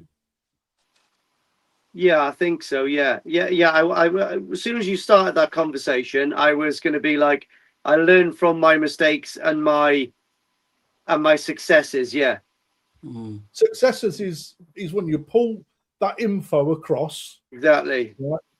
But you pull it from many sources. Yeah. And then you put things into practice. And then what works for you That's stays, right. what doesn't work goes, right? So you're more of a hands-on sort of chap. Yeah, I think so. Yeah, I'm a great advocate of learning from other people that's been in the hobby for a long time. Some things don't work for me because, like we were saying, we all live in different parts of the country, and what works for Chip might not work for me because I got softer water. It's koi keeping is a really difficult hobby, and sometimes local clubs are very good to have to be able to talk to people that's got a problem in your area, and do you know what I mean? It's more fitting for them to ask to give you a conclusion. But yeah, I mean, it's just simple things like Alan Tate after the first year of showing. Yeah, really good, but your fish have got no volume, so get rid of what you don't want. And then the next year, then they had loads of volume. Do you know what I mean? You've got to take advice from people who know more than you, haven't you? 100%. You know, Yeah, 100%. And it's the same as Chip. I can always remember with Chip, you know, I look at certain things and I go to, and you said this to me, Chip, about 3 or 4 times now, where you've pulled up my video and you've gone, yeah, when I say to myself, oh, that Benny is, hopefully that's going to separate. And you always say a receding Benny is not a good Benny. Well, if it's splitting apart, it's falling apart. That's what it's falling apart. And that clicks in my mind now. Yeah, you know, so he Chip would knows more about that than me. Yeah, so this is one of the things he told us back in the Ian Jenkins, remember this, like, because we used to be at his place in Portishead and we have great memories there. And I'll be like, oh, Mike, I hope this Dan would fall apart. Yes, Sensike. And I hope this would fall apart. And Special effects. No, what else? No budget spared here. Special effects. Sorry, Chip. What I'd say to Mike is, I hope this Dan would probably separate a bit, so it'll become. And he says, well, if he said, I hope that don't happen because if it's splitting apart, it's going to fall apart. Mm. And I remember it just hit me because that's stuck in me. And it's, if you raise Tozai all the way through, you see that the start of Benny beginning to disappear. Is that if that Dan splits, then that fish is going to go. You wanted to see it. You wanted to pull together. If it's strong Benny like that Matsue there, it will keep its line. It's not necessarily going to join, but you don't want it to split open to make another Dan because it's going to fall out. That falls into that Tozai that I had at Yamaguchi that went out into the mud pond. It come out a completely different fish to a point where it wasn't even recognized. And when you looked at the 2 fish between Tozai going this eye, the Benny had just strengthened and actually grew into a little patches of it had filled in. Yeah. And it turned into an absolutely fabulous fish. I sold it back to him, Chip, because I wouldn't have had a customer for it, mate. Right. Yeah. It's like, but it's interesting with Koi Journey because, you know, it's so passionate. I'm kind of passionate about what I do. I'm not like, I don't just do it. You know, I'm all in. I'm with drums. I'm with RO. I run soft water. Lee gets soft water for free. I have to pay to get soft water. I use more bicarb, probably buckets of bicarb to keep my cage where I want it. But when it all lines up together, it's quite emotional. So like, I remember when they announced on the Saturday, VAT4 has won the GC. I remember Lee had left your place and had bumped into Koi Water Band going up. And I thought, hang on, VAT4, that's my VAT. And still, because I hadn't clocked it, because even Kotaro Sakai fish, I mean, he's Sakai, right? He said, oh, this would be number 1. And you said it, Krafty, and 100 people. But, you know, in the koi shows, we all like big up each other. I'm like the most critical on my own stuff. So when they announced it, the GC's there, and then I went over and I saw my VAT, I wanted to burst into tears. It's like all the years of doing everything wrong, finally I did one thing right. And it's kind of hard to emotionally explain it, but it's not like, well, now you're this, but you realize that if you really keep working hard, you could achieve something from normal means. You don't have to be, buying millions and millions yen worth of koi. You can do it if you work hard, you stick to your regime, and you invest in the koi. It will pay back. Are you allowed to tell us how much that fish cost that won the GC? Yeah, it wasn't expensive. When I remember, well, I use that term. Maybe I shouldn't say it wasn't expensive, but I bought it really young. I would say when I bought it in Nisai, I was asking Mike, and Mike couldn't remember. It'd have been probably 3, 4, 5, something like that, grand, in that Oh, right, I ballpark. was waiting for a yen. Okay, so Yeah, that's an expensive tozai. yeah. Well, it was his top grade tozai. It wasn't. Absolutely. Yeah, No, it's yeah. like, but there's And one and thing with breeders, for sure, that with is breeders, investment. yeah. That's With investment breeders, because you yeah, don't have to. That's yeah. risk. Right, Krafty, you go first. That it's a risk at that price. You've got a lot of trust in the person that's selling you the fish, that's bred the fish. The advice from the dealer, i.e., being Mike, right? There's a lot of trust in there, and to put that amount of money into a fish, it can go horribly wrong very quickly. How many times have you done that sort of investment, Chip, into a fish, or less money or more money, and not had the results? Oh, loads of time. It's just how it is. It's you once you put that money there, you're not going to see it again. We're not. I'm not a dealer like you guys that you buy fish to make at least something because you got to earn a living. For hobbyists, they got to understand once you buy that fish, don't expect that money is going to come back. In fact, some of the greatest experience I've had with koi is koi that I bought dirt cheap and it kind of like turned out really fantastic because it didn't owe me anything. I was like, wow, I wish they were all like this. But going back to the tozai pricing, if a tozai is really good with breeders, you'd pay the Nisai price. They would not sell it to you at tozai price. That's right. It'll be the Nisai price. So you might say, how much you pay for that 15 cm fish? The breeder is not looking at 15 cm.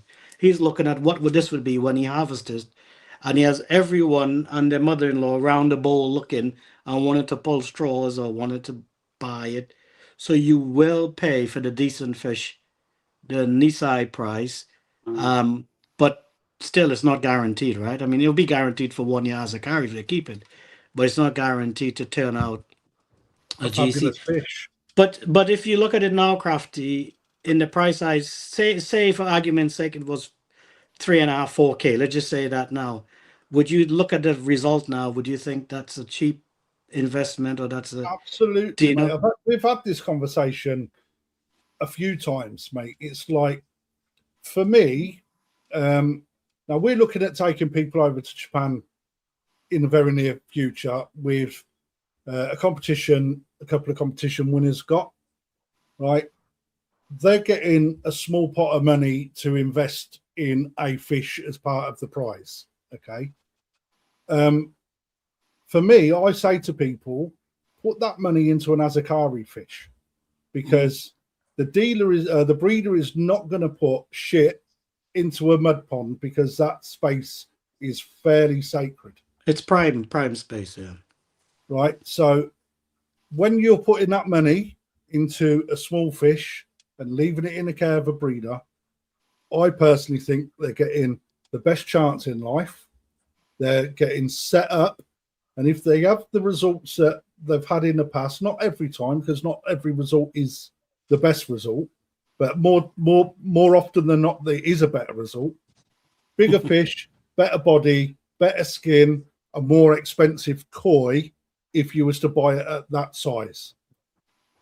For me, what would your fish be worth now, irrespective of GC? Because that doesn't really make it any more expensive. No. The fish itself is super. Well, in Japan, you go to Taniguchi and that fish was swimming around. You're paying big bucks, aren't you? Yeah, you want to buy, if you or Lee want to buy that to ship it back to the UK, for someone to buy it from you. You're talking about car money. That's the Mate, way. That's the way. Yeah, to be fair, mate, though, even as a dealer, we wouldn't even do that. Yeah. It'd have to be somebody that wants to buy it in order for us to import it, right? Mm. There's But no way going back to money into as a that, hoping someone's going to buy it, because that just wouldn't happen. I mean, but as a carrier, it's a big risk. I've put in fish, especially I remember one at Sakai Company, absolutely the best Sankey I've ever seen, and I've seen some Sankeys. The best one I've ever. The Subo Sumi was outrageous. You don't have a picture of this. In all the millions, I know I didn't send it to you because I was so disappointed. I deleted every picture of it because it went out for Azakari, and I went back on the plane, Lee. You know what it's like. I'm on the plane, 14 hours, and I'm pulling through all the pictures of the fish I need to see because you got 14 hours. You got to do something and sleep and eat. And I got there, and Mutaharu-san, or Takuya-san, who's his helper, came to me and said, "Oh, Chip-san, your fish didn't come up." And I was like, what do you mean? No, we couldn't catch it. I said, oh, so it's still there? You're going to drag again? No fish. I said, Mike, what does he mean? He said, it means it's dead or it's got eaten or it's not there. And I wanted to walk into the car park and jump into the road, because it had no guarantee. It was past it Azukari time. It had no guarantee. And thankfully, because of the relationship Mike had with them, they, out of their kindness of their heart, they let me pick another fish. But even if you pick another fish, and they didn't have to, I must add, because it was past its due date. Even if you pick another fish, it's never the fish that you originally had. So it's like, it's not the fish you picked in the initial date. So yeah, Azakari is great, but I don't want people to think that you put it in there and wave a magic wand and you're going to end up with this, and it's going to be all like great stories. There is horror stories. I mean, I've left fish in Japan looking fantastic, ship it, and when you open that box, I mean, you both know, you open the box, you don't know what you're going to find, and you look at the fish and think, oh my gosh, it's split, it's peck open, it's upside down, it's then you've opened a box, and then there's been this, holy shit, this is amazing. Right? I'm just gonna bring up your GC again. Okay. Because you I wish I'd have done this earlier, to be fair. Is it gonna come up? There we go. That is Tozai versus Yonzai. Well, fifth season. So 5-year-old, and that is the transformation from when Chip purchased versus now. How long did it stay in Japan for, Chip? Well, I stayed with Mike till I asked him this, and he said it will be coming into finishing Nisai, so it was shipped around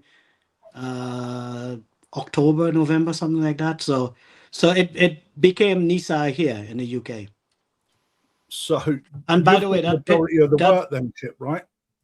Yeah, which actually, when I talked to Mike, he, like I said, going back to what you said, Alan Tate said, Mike said, I did the starting, but he said, all credit to you, you finished the process. And he said, well done. I could have framed, that was worth more than a GC trophy. Just Mike saying that alone, Absolutely.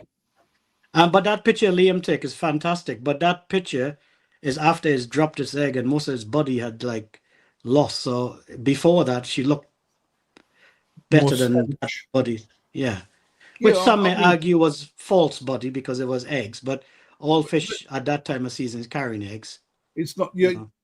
This is the difference in the shows, though, Chip. Is it's a level playing field in a show. Yeah. Right. If your fish don't hold its eggs, you stand a better chance. They're only judging what's in front of them.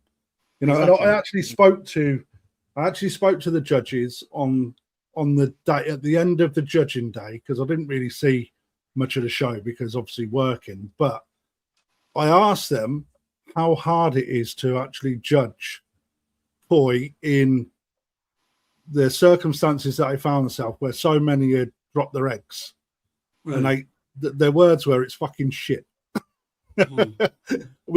Because what people don't know, if they lift a koi in size 5 or size 6, they have to lift every single koi in that category to judge them the same.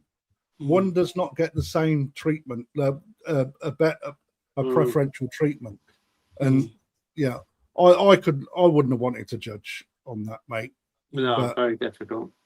You know, but thankfully, Go on, Lee. Sorry, mate. Pardon?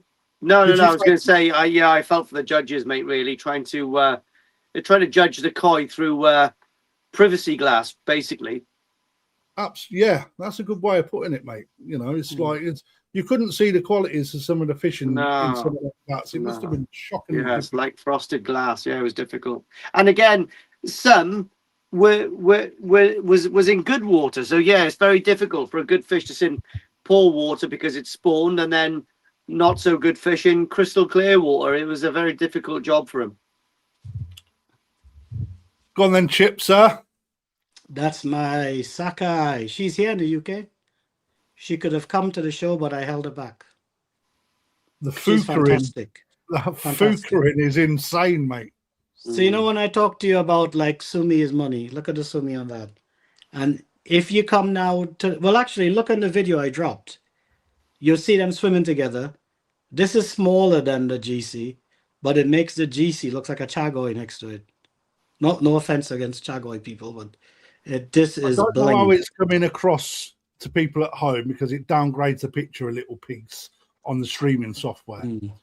But if you're seeing what I can see, the Fukarin, which is the sort of, if you look on around this area, it's probably more prominent here for you people at home.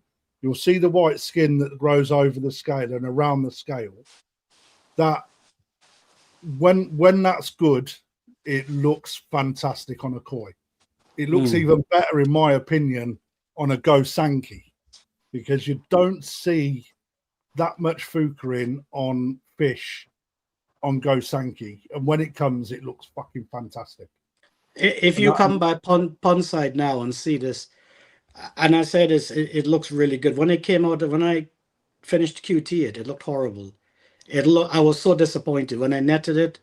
I was looking at my heart sunk, but now with all the heat we've had in the food, it looks amazing. She's just settled. She's looking like a rock star. Like honestly, she's looking really good. So yeah, hopefully I could get a. I got a cert for that. I think it's Yonsei now. 4. Yes, 4. Yes. Chip, are you doing a? Sorry, are you attending the Great British? Are you showing there? I am attending. I'm not showing. I'll be there on a Saturday. I need a staff member. Well done, mate. Thank you for your. Hey, you provide Welsh cakes. I'll be there. I've got some coming. And a t-shirt, Lee.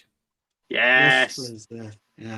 Yeah. So she's Sakai fish. Really, that was Mike's favorite. His bestest fish he said he ever owned, and I twist his arm to bite. I can't take any credit for raising it. He's raised that himself. I just bought it. He raised it, mate. But again, this is a little bit my type of Sankey, where we look at the GC. Although the Subo, there's nothing wrong with this fish, and it's an adorable fish. But this is what I was saying earlier about personal tastes. For me, a little bit heavy in Sumi as a personal taste. When we go back to this one, banging. Sumi placement and the amount of Sumi, for me, outstanding.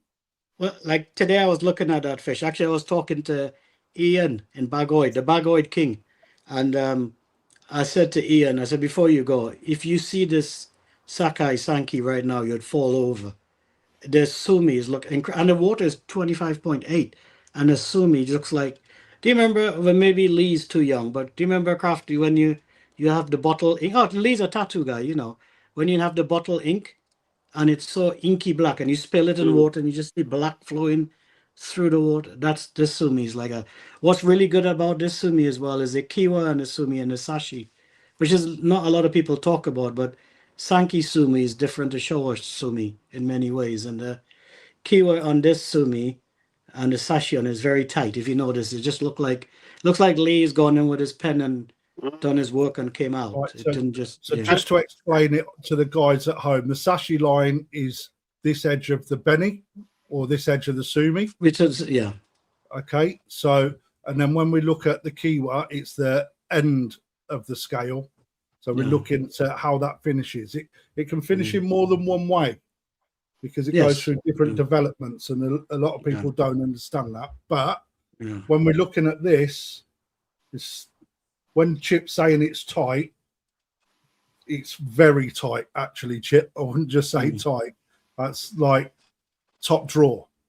It's like we look in younger fish for 1 or 2 scales of deep depth for sashi, and it should be maintained throughout the whole of the pattern. So we don't want it in pieces. Is basically what that uniformity is, probably the best word. And that over time, dependent on bloodline and parent set, can change in a koi. The tighter, not necessarily the better, because a good sashi line is as good as no sashi line, as long as it's good. That's all you've got to remember. Is that a fair assessment, Chip? And also where the sashi is on the koi. So further up the koi by the shoulder, it's thicker scales, and you find there it's more forgiving. Whereas if you go further down to the tail end of the koi, there where there's sashi, it's harder to get tighter.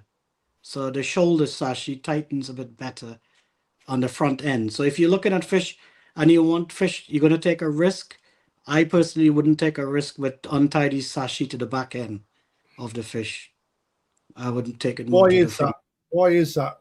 Chip? It's just the size of the smaller scales, smaller scales, the way the skin pigmentation, the fuca and the wrap on the body. So if you look at the fish itself, if you ever had to take a fish scale off, they're very fine by the tail. If you ever had to take it off by the dorsal fin, I don't know if you ever had to do this, Lee. It looks like a guitar plectrum. It has like a shark tooth shape to it. So the fish have these koi have different scales all the way through its body. It's thicker. Down by the peck, it's bigger. It's more like a shield to protect it from attacks on the side. So like a tank. So you'd find it depends on where the sashi is. You want to take a risk. You don't just take a risk with sashi. You need to know where it's placed.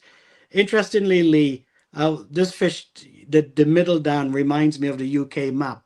So I was telling the boys it does, yeah. We're gonna call her Miss UK. Do you see the pattern of the? Yeah, of course I do. Yeah, I can. Do you look at that, Lee, in the pattern? Whether What's that? Like if a pattern relates to anything, do you ever look at that? I never do. No, I mean, listen, as an artist, my eye gets drawn to certain things. I'm quite good at working out patterns, whether it's balanced and all that kind of stuff. So I just appreciate a balanced pattern, Irizumi style, or like the Sakura kind of pattern style.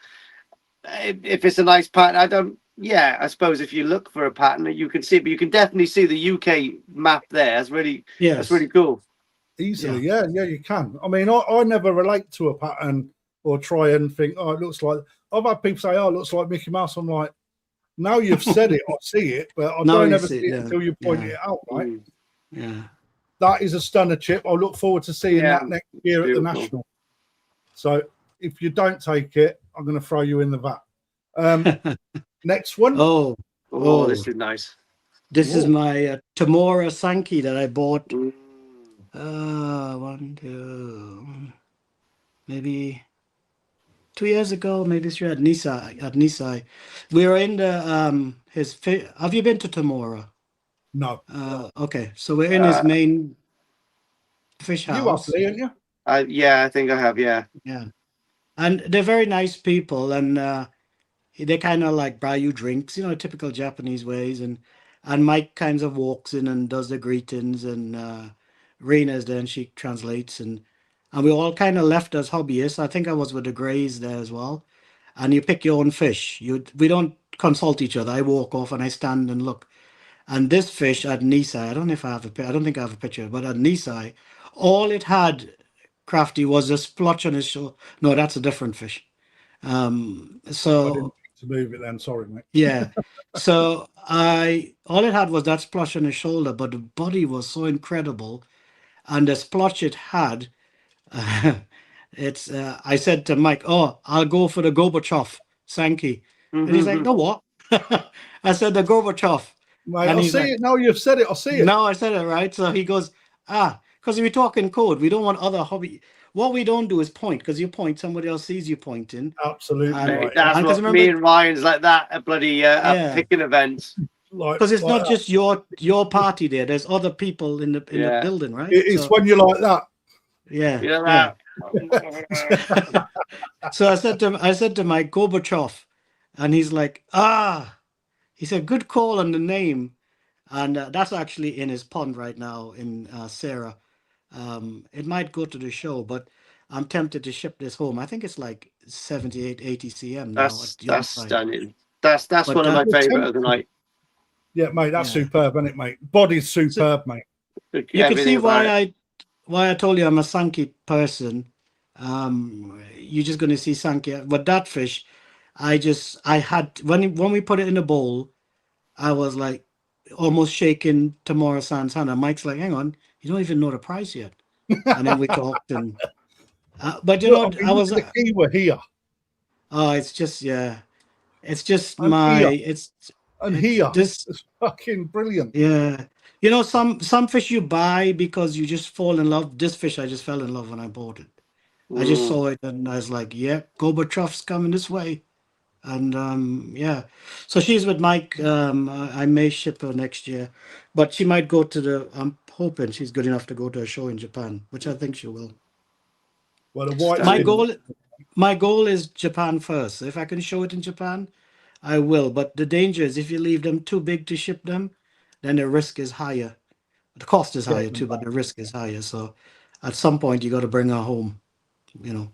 What about this one, Chip? Because this will really, I mean, don't talk about the qualities of the fish. Let's see if anybody at home, what is most striking, in my opinion, I've got an opinion. There is an attribute to that koi that is probably the best that we've seen tonight. It may be the picture, but for me, there's something in that fish that stands out. This is going to split opinion, though, I think, Chip. Before you say anything, what are you saying, Lee? What are you saying on this one? It's stunning, mate. It's got a little bit to come, hasn't it? But I mean, the Saroji quality is outrageous, isn't it? On that, I think. Absolutely. There you go. Mate, that white skin and the pecs, the white in the pecs as well. Stunning. So I bought that at Nisa. That's actually with Mike San, and I was a bit nervous when I bought it because I didn't know what the sumi will do eventually. Because if you look at the style of what I've bought before, they're very much hard subo sumi, right? However, sometimes you got to take risks, you know. And I was hoping it was going to be cheap, but it wasn't. I pulled it up and it's just glow in the bowl. It was like, you know, those things that you break. It's going to be cheap, mate. It's like there's no way that was going to be cheap. Just no way. What parent? Yeah. What bloodline parent sets? This is from tomorrow. I have to look at the certificate. He has it. I got a picture of it on my laptop. But this was like from his. So when I walked in, his helper came, which I always thought was his son, but it's not. And he came and he shook my hand. Well, do the Japanese hello. He said, "Chipshan, your Sankey, it looks best Sankey we have," which was this one. That was so. I think this might be the Nisai picture. I can't remember. I have to look back, but it's really nice. It's actually in Mike's pond right now, in Sarah as well. So that's with him. Because he gets to enjoy Sankey like this, Lee, where the sumi only shows a speck, right? It's what it develops into that counts. You know, this is a bit of a risk. The Shiroji and the belly plate's excellent, but the sumi is very unpredictable where it's going to come. Well, it looks like it's definitely going to come up there on the shoulders for a start, which is one piece of the puzzle. There is some showing in the midriff there as well, by the sides of the dorsal as well. There's one key thing with this Sankey as well, is the body was tremendously strong. Like body to carry 90 cm, 95 cm. Have you ever, Lee, you've been to all Japan, right? No, not yet. Oh, no, okay. No. Right. So I've not been, but I've been to like the Hiroshima show and a few other. Yeah. If you ever see a 90 to 95 cm Sankey, it's breathtaking. Mm. It's Oh, they, I have seen them. I have seen them Yeah. in Odakan, etc., and the Nagaoka show as well. But yeah, it's So this, in my opinion, this has the body to go the distance. I mean, one standout in the structure is the size of the head, Chip. Well, the width, the volume, and the distance from this point to this point, and how big that mouth is. And also, you may not be able to see it, but the paddle on it was absolutely ginormous. The tail is like a whale's tail. Huge. And that's kind of like a giveaway, right? Because 100%. you got to pay attention to pecks and fins. People don't pay enough attention, in my opinion, to fins. Fins play an important part in the fish. I've seen big fish with small fins, and they look weird. They do look very strange. Yeah, they do. Yeah. But this fish has paddles on it. Looks really, really good. Yeah. It's very important, isn't it, when the fish fills out, a lot of that finnage gets obstructed by a powerful body, and then they can look too small. So this fish is Takigawa. When I first bought it, this is just incredible fish. I think it's Momotaro, apparently bred with Dainichi. This fish is huge right now. It's in my pond, and the sumi is old school sumi, just really, really, really like old school painted on sumi. It's way more sumi than it is now. It's like, have you ever had a fish that every day you look at it, seems to be more sumi on it? And I've got one currently, Chip, that I was given by Yamaguchi last year. It come out the mud pond, mate, with very little sumi showing whatsoever. But it was sat deep in the skin. You could see that there was sumi there. Now, mate, if I showed you pictures, it's a completely different looking fish, mate. What I'll do is during the week I'll get this out and I'll film it and put it on my Instagram. Just so it's such an incredible fish. What's your handle on Instagram, Chip? Rasta Koi. Just Rasta Koi. Rasta Koi. Guys, have a look at that. Yeah. I'll tell you the story with this. When we went, I asked him. This is Hase at Takigawa. Rasta.koi. And I asked him, I said, is any of these fish for sale? And he says, no. And then he stopped and then turned around. The Greys were with me, Stephen and Anthony. And he turned around and said, but Chipsan, you come to Japan every year. You know my father. I'm thinking, is this like an engagement? What are we doing? And he said, because you bought from me, you know me, I let you pick a fish. So I picked this one. And I was surprised when he told me the price. Put it this way, when he told me the price, it was just to say thank you for coming to Japan so many years. By the time he said the price, I shook his hand straight away. And it's just, so for me, this fish has good memories. Right, let's come off of this bit for a second, because we have had questions in from the public or the audience. I always like to just bring out a couple of little points of certain parts of the show. So first and foremost, Lee Taylor, can you recommend a good, decent food that doesn't break the bank? You got it, sorry. Go on, Chip. Okay. Well, it depends on, like, I always see, like, what are you spending on your fish is my personal view. If your budget is like a couple £100, buying expensive food wouldn't necessarily turn that cheaper fish into a fantastic fish. And we all got bills to pay, right? So for me, I've always been sake curry all the way. FD food I've loved of late. When I say late, 2-3 years I've been using it. FD build up and their color up. It's very expensive, but good food. However, I was recently at Maidenhead Aquatics. I don't know if you've seen a video I did with me and Mr. Jenkins. And Maidenhead seemed to have secured a deal with Sake Ikari to make food for them specifically. And they've given me 2 bags to try out. It's all in Japanese. It's sold at Maidenhead. I think you could call up. And they are 5 kilo bags each and 2 for £50. But they're made in Saki Hikari by concession for Maidenhead only. But I've not tried it. But I read the ingredients with my phone and Google Translate, and it's very close to Saki Hikari ingredients they're using. But it's shipped from Japan straight to Closer Maidenhead. to Saki Gold, Chip. Possibly. I don't know. I haven't used it. But I must say, when I cut the bag, because I could tell a lot by, I don't know if you're the same, but every time I cut a bag, I smell the food, right? So if you come by my feeder, it smells like cookies. You know, when you take cookies out of the oven, I smell the sake curry, the color. And this food has a similar smell. Obviously, it's a cheaper food because it's the price point is really low. So for me, I would say if you decent food that's not going to break the bank, I would say sake hikari balance. Just stick to balance if you can. That will be my. If you're going lower than that price, Chip, then sake hikari balance. Yeah. I used to feed before that. Do you remember a food called Takazumi? Yeah, I stopped Takazumi. Yeah. Yeah, so I used to feed. I think is that made in Holland? Is it a Dutch-made food? Yeah, it is, mate. It's bought through Evolution Aqua. Right.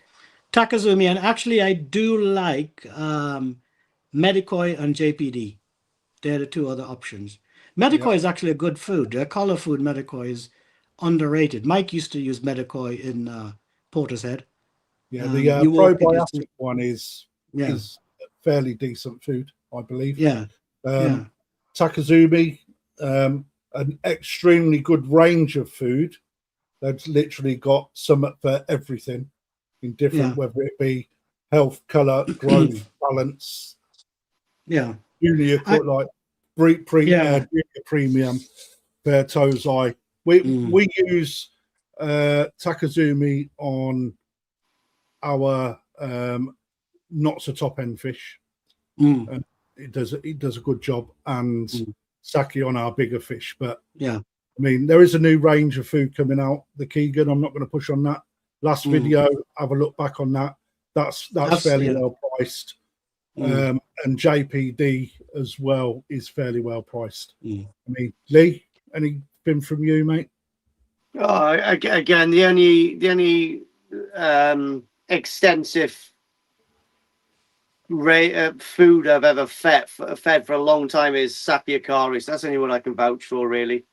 You know, I've never used the balance, but I do plan on running a couple of months on balance this year because I really want to try it. I've got good stuff from it. So normally it's always growth, but I've not really tried any of the cheaper foods, like, you know, what Chip was just going on about and stuff. So I can't really comment on it. I mean, the balance on color is a good mix. Right? Your budget, and if you can stretch to 180, 200 quid for a bag of sake that can, and 15 kilos, right? 15 kilos in most people's ponds will last a hell of a long time. If you can do that, you will see the benefits of that food 100%. 100%. Well, I mean, like Krafty, one of the things I would say is important is, especially because my game is raising koi big to their potential. And I saw Seabay doing this, is you got to put the food in the fish, right? Absolutely. But it depends on what you want. Not everyone's wired that way. So I would, I use a machine. I'm out there checking. I'm up for first feed to make, when it goes off, I stand there to see how they're consuming it, and it's how much you into it. If it's all horses. Objective is key. And I often ask this question when people are asking me, right, what's the best koi for you? I say that's an easy answer. That's it's not necessarily the food that you need. What is your objective? Are you showing koi? Do you want to grow them? Are they just like pets that you like looking at? And then you sort of then go in at the budget. I always refer to sake as the Michelin star diet for koi. Well, the Michelin star price too, but yeah, absolutely. Yeah. Colin Holland asks what you do for a living. IRL. I thought I said Ralph. Do you work for Ralph Lauren? No. I don't know what IRL means, but I think what he's do you just do for a living, dyslexic Chip? and he thinks he's in the IRA. He's got quite a big nose as well, mate. So it probably got in the way of when he was He's typing. got a nice Sankey there on his profile picture. That was from Yoshina. Oh right, wow. Yeah, that was bought 2 years ago from me. That one. But one of the foods I really like I said, a couple years ago, I've been trying it, is FD Build Up Extra. It's not cheap, but I've noticed some fish I had that wouldn't body up when I started to what do you say, put it in and now feeding it. I noticed those fish bodied up with it. So I just can't seem to find sinking. They used to do FD Build Up Extra sinking, but I'm not sure if it's around. I think Seabay isn't he an agent for them or something like that? Mike at Shosha for Right. FD Food. Yeah. Okay. Yeah. But I do rate. But what do you do for a living, Chip? Are you going to tell us? Yes, I'm a minister. Is that what you do for a living? Ask Lee. Lee knows I'm doing it. When am I doing your wedding, Lee? So he's going to redo my vows in May. He's coming down, and there's a lovely fishing river there as well. On the Y, right? Yeah. Well, no, it's not on the Y. No, it's in the Cleddau East. Little trout fishing river. Ah, yes. A little village called Larn. A little village called Llahadin. Right. Oh, I think I saw signs to that. Yeah, it's lovely. You're gonna love it. I grew up. That's where I learned to fish. Basically, is on that river. Oh, wow. With little Mep spinners, size 1 and 2. But old school. Yeah, old school. But I think I might get the fly rod out and it's like sort of like little chalk streams going up. Do you know what I mean? It's class. Last time I was up there a few months ago, they didn't see me obviously because I didn't want to be seen, and I am a sniper. But I was watching 2 old fellas taking it in turns, like stalking up the river. Do you know what I mean? And they're talking, "Hey Rupert, there's one. There must be some there, George. Go on, Rupert, mate." It was like I was just watching them for ages, thinking to myself, you can catch one like this big, and it's like you've won the cup, right? Mate, just the whole beautiful little brown trouts. That's all you'll have from there. Yeah, they're absolutely fantastic. Yeah. Alan Tate asks or says, Yasu Koi, evening. Are you enjoying the Holland show setup? Yes, sir. They have come back and said they've been moved to the centre ring. So well done to both Matt and Carly. While we're on that subject, Chip, everyone that appears on our show, mate, gets a Koi Show Live t-shirt. So if you can send me over your size, it's clearly a triple XL looking at the way you sat there, friend. But yeah. Glad you do. Yeah, so Yasu supply our merch for the show. So, that's because I was trying to remember the name. I'd seen the name. Okay. So and Chip, show, they're brilliant people as well. Make sure you come up and see me in the Great British, Chip, to get your blackout Tafaguchi edition. I will do 100%. I'll be there on a Saturday. So awesome. So Matt Gilmore asks, sorry to be off topic. There's no need to apologise. You're never off topic. We're talking about koi. It's what we do. What's your thoughts on Alpharex with salt to 0.6? I don't use Alpharex because I run soft water, and I don't think it's advisable to use it with soft water. I don't use it. KH needs to be above 5 from the top. Above 5, yeah. So when I use it, when I got fish coming in here from Japan or QT and fish, I need to raise the pH to give them a dose of that. Yeah, it's a nightmare. And even raising it with bicarb, it's different, to having a stable KH. So I don't really use it. But salt I do. Yeah, salt I use. Yeah. I would challenge, Matt, why you're at 0.6, because that's a fairly high dose salinity rating. If you're being advised by another person within the UK that it's okay to keep your koi at 0.6, I will steer you clear away from it, because prolonged exposure to 0.6 salinity in koi over amount of time will literally demolish the benny in your fish. It will break 100%. The benny down. Okay, so if you're on, I mean, I only ever go to 0.6 when I'm dealing with sleeping sickness, and then I will dose with Alpha X on top. But you shouldn't really be maintaining a 0.6 salinity rating at all in a pond. It's not good for your fish. And again, you're removing the ability to tonic your fish if required, or move your water to a 0.6 if you are dealing with quite a heavy outbreak of parasite. All right, so you're removing that because you're already at it. And it's always best to use it as a tool rather than a prolonged exposure. So it's not a problem, Alpha X, as long as your KH is stable and above 5, and 0.6 with it is safe. But really look at bringing that salinity level to 0 or minimum 0.3, a maximum 0.3. You know? And that's the advantage of having like recycle arrow, because you could remove the salt quickly with it. Absolutely, yeah. Where they're trying to trickle it out, take forever. It's like black magic to me, Chip. That. Yeah. All right. Yeah, this is a good one from Red Rose Koi. Actually, then first show was the North of England Koi show. We had baby and young champion, which I thought was great. But unfortunately, the young champion did get a bang on the shoulder on the Benny by, I'm not sure who, someone at the show. It was just a pure accident, mate. It was an accident, but it was quite a deep little ding, actually. And I think the only thing is just going to be time that's going to heal that up. But yeah, it was a bit of a bang. But yeah, 0.3, 24 degrees. It's just time, mate. That's all it is. Is it a Tozai, do you know, or Desai? No, I think it's a Tozai. I think it's a jumbo Tozai, I would say. Maybe just going into Nisai, I guess. I would personally give it time, and with the weather we have, get a lot of color food in it to help it repair it. Yeah. That's what I would be doing. I'd agree. The big thing that you've got working for you now is the temperature.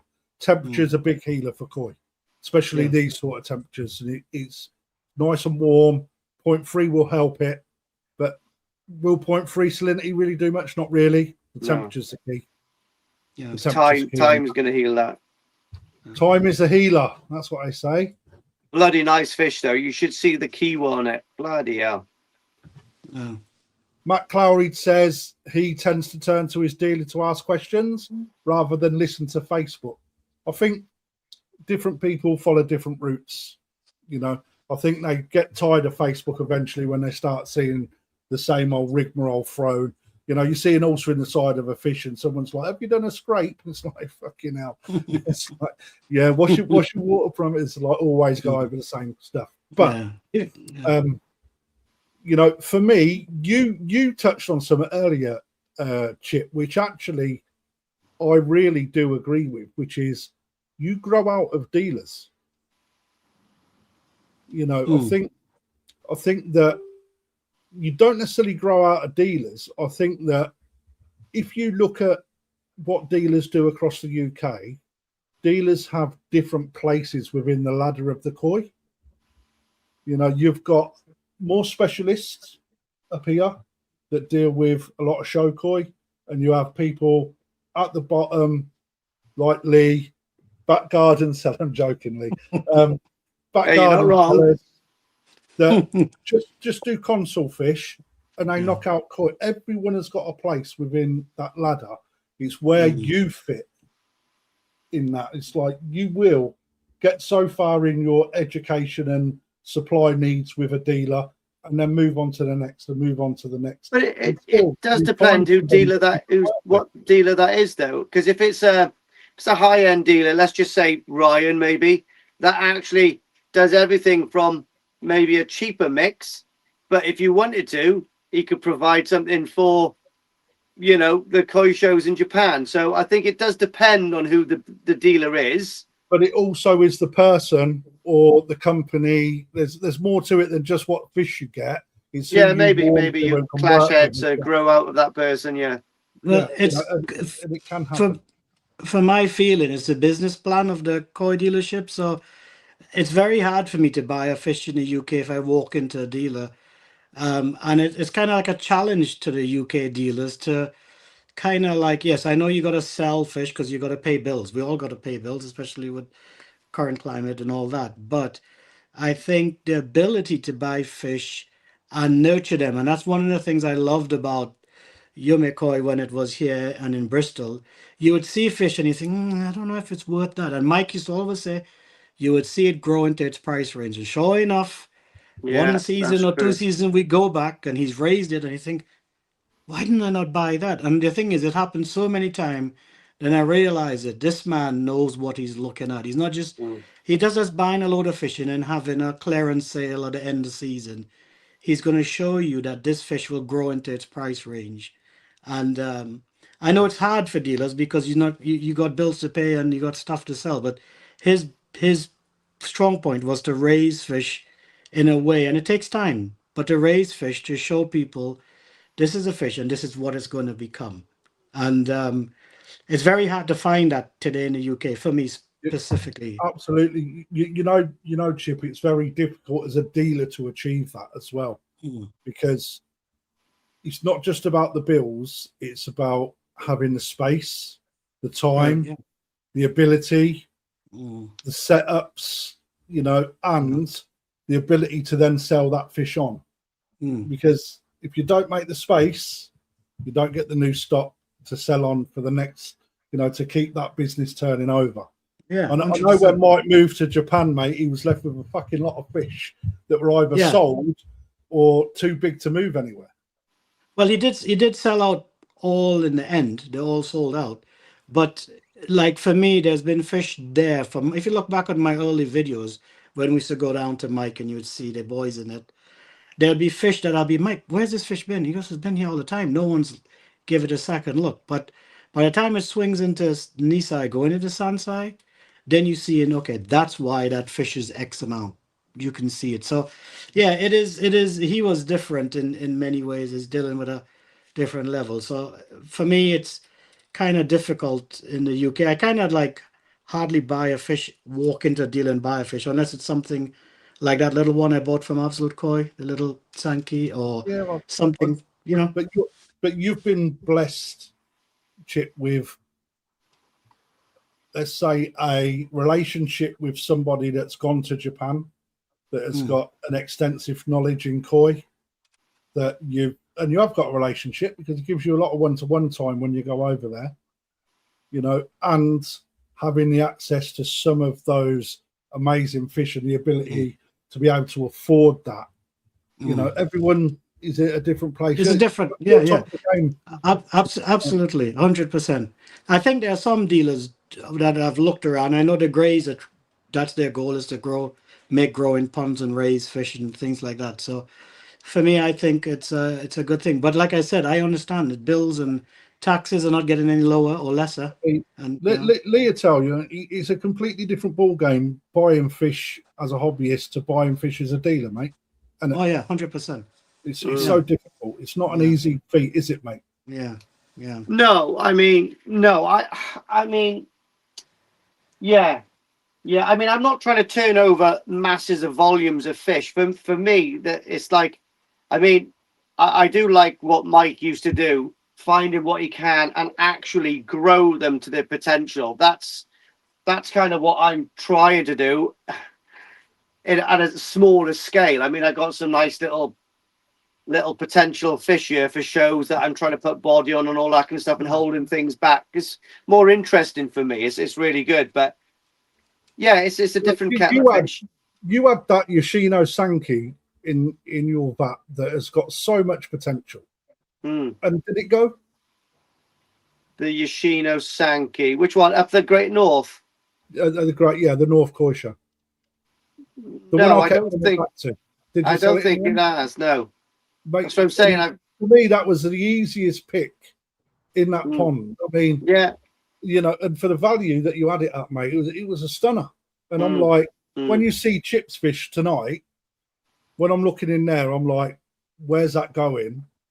Having that understand, mate, that fish is going to do things, I think. In the right hands, it will go places.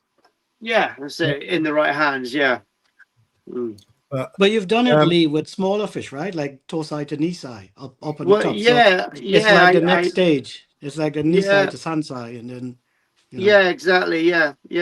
I've had some good success with like cheaper Hoshkin fish, £95, and then 2 years later, like adult champion in the national, etc. And yeah, young champions and stuff like that. Yeah, it can be done. It can be done, and that's my interest really. That's what this business is about for me. It's not boxing up as many fish I can get out the door. For me, it's hopefully I'll get to the point where I have got the money to go over to Japan pond side and buy the quality that I want to be able to push in this facility, which is it's capable of how I've set it up. So, but Rome wasn't built in a day. True. Colin Gillian states, Krafty, got a nice kit, sorry, from you at the North East Koi Show. It's doing great living in Dumfries. Scottish water, mate. Looking at some of the fish that come from there, mate, their skin is just like second to none. I remember taking them up last year, mate, and never again. The Sumi just I didn't want to take them in the first place. I was pressured because they was after them. But Lynn, what's gone on there? Lynn Griffiths, Matt from Yasu. So the legs belong to Matt from Yasu Koi, who's currently in Holland on the picture earlier, waiting for the show. So Lynn, if you can text whoever it is that you watch or whoever your dealer is, because obviously it's going to be one of us, what your size is, and I'll sort you out a Koi Show live t-shirt. Well done. But yeah, good leg appreciation there. Paul Windmill, hi guys, hope you're well. Well done, Rasta Koi, for achieving what many of us would dream of. Pure dedication to get koi to that size and quality. There you go, mate. Bit of love for you. And he's had some help from the Lord as well. Yeah. And from Wales. And from Wales. Sean Leonard, evening, gents. What feeding system does Chip think, or things best, please? Does Chip think is best, please? There you go. What feeding system are you using at the minute, Chip? What do you mean? Like what like a regime, or what machine, or what?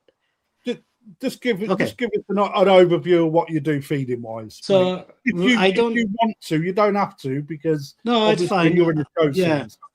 I like right now I've begun feeding end of July heavily. So my goal is like right now I'm feeding close to what the stocking level I got. My goal is to get them up to 1 kilo a day of food in there into the fish in there. And I started feeding at 5 a.m. And while we were talking, the last feed just went off, and the last feed just went off. So they get feed every 2 hours, and they get fed enough food that at the last bit of the food, they're lazy going, taking it. They're not just rushing it and it's all gone. It's like lazy feeding. So I think Seabay said this as well, but which is what I agree with, is when you're growing koi, you got to put the food in them to grow. You've got to get the food in. And that's the point made with the heat and the genetics. If the food is not going in and you're not putting the heat, you're not putting it to its potential. So yeah, that's my feeding regime. So I feed all the way from now till the end of November, December. I keep the water at 24 degrees all the way to December. I block it off with polycarb sheet. I'm sure you've seen the videos. And I'll start slowing down December. January, I would knock off the food and then start conditioning. Now it would be February on there. So my main feeding season is from end of July all the way till end of November, first week of December. I want to just move on to your pond setup, Chip. You've just moved over to mountain tree filtration. So, in the quarantine, Yeah. So just give us a quick rundown of what you've bought, why you changed it, and whether or not at the moment you're seeing any differences within that pond. Okay, so this is my quarantine system, not the main pond. So the quarantine system, I use a red label drum, and they have their Red X matting in there. And what I found is I always use as a QT, so I never fed, But this year I wanted to feed a little bit more. You might have seen my video. I got some Ueno showers I'm growing. So I began to put the food in, but the Red X matting was catching the waste and it was getting blocked. And like I was saying, I felt like one of them old West Indian people scrubbing clothes by the river. I was like pumping that thing. I was going to play some soul music in the background while I was doing it. But when I was talking to Chris Giles and then my own reading, just reading a bit, I started looking at Mountain Tree Generation 3 because I know they had some issues with the first one.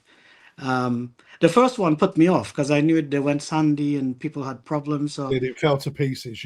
yeah. So I tried it. I talked to Chris, Selective Koi Sales, and he said, "Look, try it and see what you think." And so I put the red mat in, I cut it in, put it in. I noticed, like now, so it didn't happen instantly. This was after the national, so I don't know how long, maybe a month and a half ago, or something like 6 that. weeks. Yeah. But I noticed now I've got fish in there, and the water is like crystal clear. There's no thing, and I'm feeding a lot of food in there. So I think what it's allowing is two things. A, it's not trapping the waste after the plastic bubbling media, which is the only place I use it. It lets it go through the mountain tree. It goes all the way around and the drum takes it off. But the mountain tree itself and the green thing matting they use seem to have quickly mature because the waters are 25 in there because of that garage and the heat we have. And it seems to have quickly matured. It took like 5 weeks and there was less than 5 weeks actually, like 3 weeks, and there was no reading. So that's the quarantine. No reading from ammonia and nitrite or slight nitrite or no reading whatsoever. No, but I do have a lot of moving bed in there that's in that system. So the moving bed was already mature. All right. So it was only one part of it. In my main pond, I only use a drum and backy shower was with BHM. There's 400 kilograms of BHM and 5 sticks of mountain tree that was left over. I pushed it in the top shower. Funny enough, I've just bought I think 2 or 3 more boxes of Lotus Tree Generation 2 though. Okay. So I've got some of that coming. I've got a couple of the spiral mats coming and some of the 3D floss as well. I wanted to trial that. So that's going to be quite good. We've just put some of that into our systems. Yeah. So but I noticed this week the water looks so much better in the QT. Are you seeing a sparkle in your water from the Gem 3 from the mineral release? 100%, yeah. It kind of reminded me when Lee, you might remember when you first put in BHM, you get what I call the BHM sand deposit after it washes out. That's right, yeah. But then the water the next day has like a glacier tingy look, like snow water. You know what I'm talking about? Like a glistening. Yeah. The water in the QT is like that at the moment. So it'd be interesting to see how long it lasts. But there's 2.5 boxes of Generation 3 in the QT. So what sort of flow rate are you pushing through your QT? So I'm using one of those. Do you know? What's the name? It's a sequence pump, but a new one. Absolute Koi was selling them. They're the DC pumps. I forgot the name of the chap. Somebody might put it on here, but Absolute Koi sells them, and you could dial it. It's an old sequence used to make MDM pumps. That's the one I'm thinking. Yeah, they're a fantastic pump. The only thing is they don't do 3-inch in and 3-inch out. It's 1.5 inch in and 2 inch out. So if they made them big enough, I'll put it on my main where my flow friend is. I'll put one of those because that system is costing me like 30 watts to run, and it's running like 3 times more powerful than because it's a DC pump. See, so it's very, very economical. I mean, for very me, expensive. What I'm seeing is with the matting that they sell, the flow rates, you don't back the water up, and it catches the crap well. Yeah, you know, and yeah, I mean, we're just in it, but looking at what we've done already, it's doing a good job with regards to catching and the flow not backing up and still getting a good flow through it. Where what we've seen with the other stuff is like too much crap builds up and then that flow struggles, you know. So hopefully, I noticed. Yeah, Sakai Fish Farmers built all their new houses with the mountain tree stuff as well. Well, Yeah, so I'm not going to let too much go of what I've been working with, but look if someone in my head, if someone like Sakai, sorry, has invested in his Victory House, that amount of money into a media, then to me, mate, that says that it's doing things. He's not just going to throw money into it and put fish into that growing house, because them fish are worth so much money. He's not going to put. I think it's great media. Do you know what I mean? I've been using. So Mountain Tree worked with me about 2.5 years ago. They gave me a couple of boxes of the Gen 2 stuff. That's why I've gone with Gen 2 again, to keep the generation the same in the backy shower that I've got there, right? So I don't want to mix the two generations, just for a comparison. But it's brilliant. It hasn't gone brittle at all. It's matured absolutely fantastic. It's been constantly wet for 2.5 years. And it's great. And the new stuff, when you take the new stuff out, when you put your tongue on it, I know it sounds stupid, but it just sucks it all out. It's so porous. It cannot do anything but good. Do you know when you've got, like, when you see something and you look at it and you think, yeah, it's going to do exactly what it says it's going to do, because you just got that bit of confidence about the product. And that's exactly how I feel about it, to be honest. So then, Jeff's asking from Just for Koi, if you haven't seen his channel, he's built a fabulous big pond. He's just starting to get it going and running with fish going in. Go over and have a look. He's a really nice guy as well as Jeff. So you'll know him because he's got proper good teeth. He's not very good on a ladder, though. No, it's true. He'd make a crap burglar. Yeah, that's true as well. Mountain Tree over BHM. For me, when you're looking at the costings, when you look at Gen 2, I think it's 112 quid for 15 tubes. I can't remember off the top of my head what Gen 3 is. But when you look at 160 or something, is it? 160-ish, yeah. When you look at the difference, the amount of technology that's gone into Gen 3, yeah, either or, but Gen 3 looks really good. When you look at the technology and what it's about, costing, Gen 3 over BHM all day long. I think so as well. Like, my main pond has got about 200 kilos of BHM, right? I think, hand on heart, if someone put 200 kilos of Mountain Tree, Gen 3 and BHM, I literally think I would take the Mountain Tree, regardless of price. If it was going to be free, I would take the Mountain Tree. Yeah, I really like how it's machined and how it works the water through the media. It doesn't break so easy. Like, the problem I've moved the BHM a few times through different showers, and yeah, obviously, yes, it's fired at a high temperature. It's going to be brittle, but it really is a bit too brittle, I think. But I think they both do an amazing job. You can't fault either or. I'm just saying, if I had to pick, I'd probably go with the Mountain Tree at the moment. What about you, Chip? My main pod is BHM Run, 400 kg, and what did that cost you? It's hard to say, because this is like stuff I've had for donkey's years. Yeah, it's expensive stuff. Yeah, it's been there a long time. So it's like gold in the filter, right? And it's not going wrong. It works well. I've had it out, mature it. So for me, I'm BHM. Now, the only way I'm going to change from BHM, could you imagine me getting them trays out? They're like coffins. Yeah. And, you know, they're doubles in there. Huge. 400 kgs of BHM. It means that Mountain Tree is going to have to fly over enough Generation 3 to worth my time to go in there, hike them out, Lee, reload it up with it, and then try it again.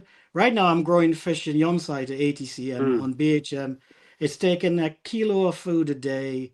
I don't really deal with trichodina. I don't really have those kind of issues. So for me, you know that old saying, if it ain't broke, don't try and fix it. So right now, for me, BHM. It's the same with me with my showers. I got 200 kilos in there.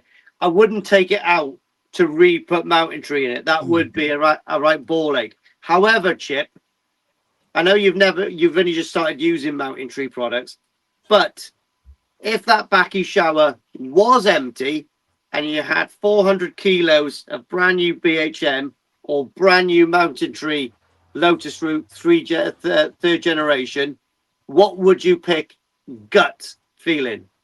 I still go with BHM Because you've tried it and you know it. because I've thrown a lot of food at it, and it's worth. The Yeah. disadvantage with showers, and this is what people don't tell you, the truth behind showers is it's terrible for treating fish because it strips the chemicals out quickly. If I Yeah. throw in malachite in it, and I mix my own malachite, I don't buy it, I buy the crystals and I mix it. Within a day, it's crystal clear because the showers very good, like a foam fractionator. You know, one that it takes all the stuff out. So showers are very good for removing the chemicals. It's like almost the parasites, Mike would say, they're sitting on the BHM waving at you while you're putting chemicals in. The showers is removing it. So that's a disadvantage. But you know, as long as I've been keeping koi from when I started with Mike, well, let's just say 2010, I've been using BHM till now. And Mike has just built all his fish houses in Sarah, and all of those are BHM and showers.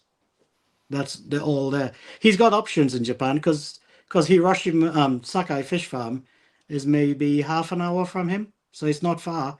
So if he wanted Mountain if you're Tree, he could get setting it. up a new facility rather than right now. replacing what you've got, if you were setting up a new facility, then what?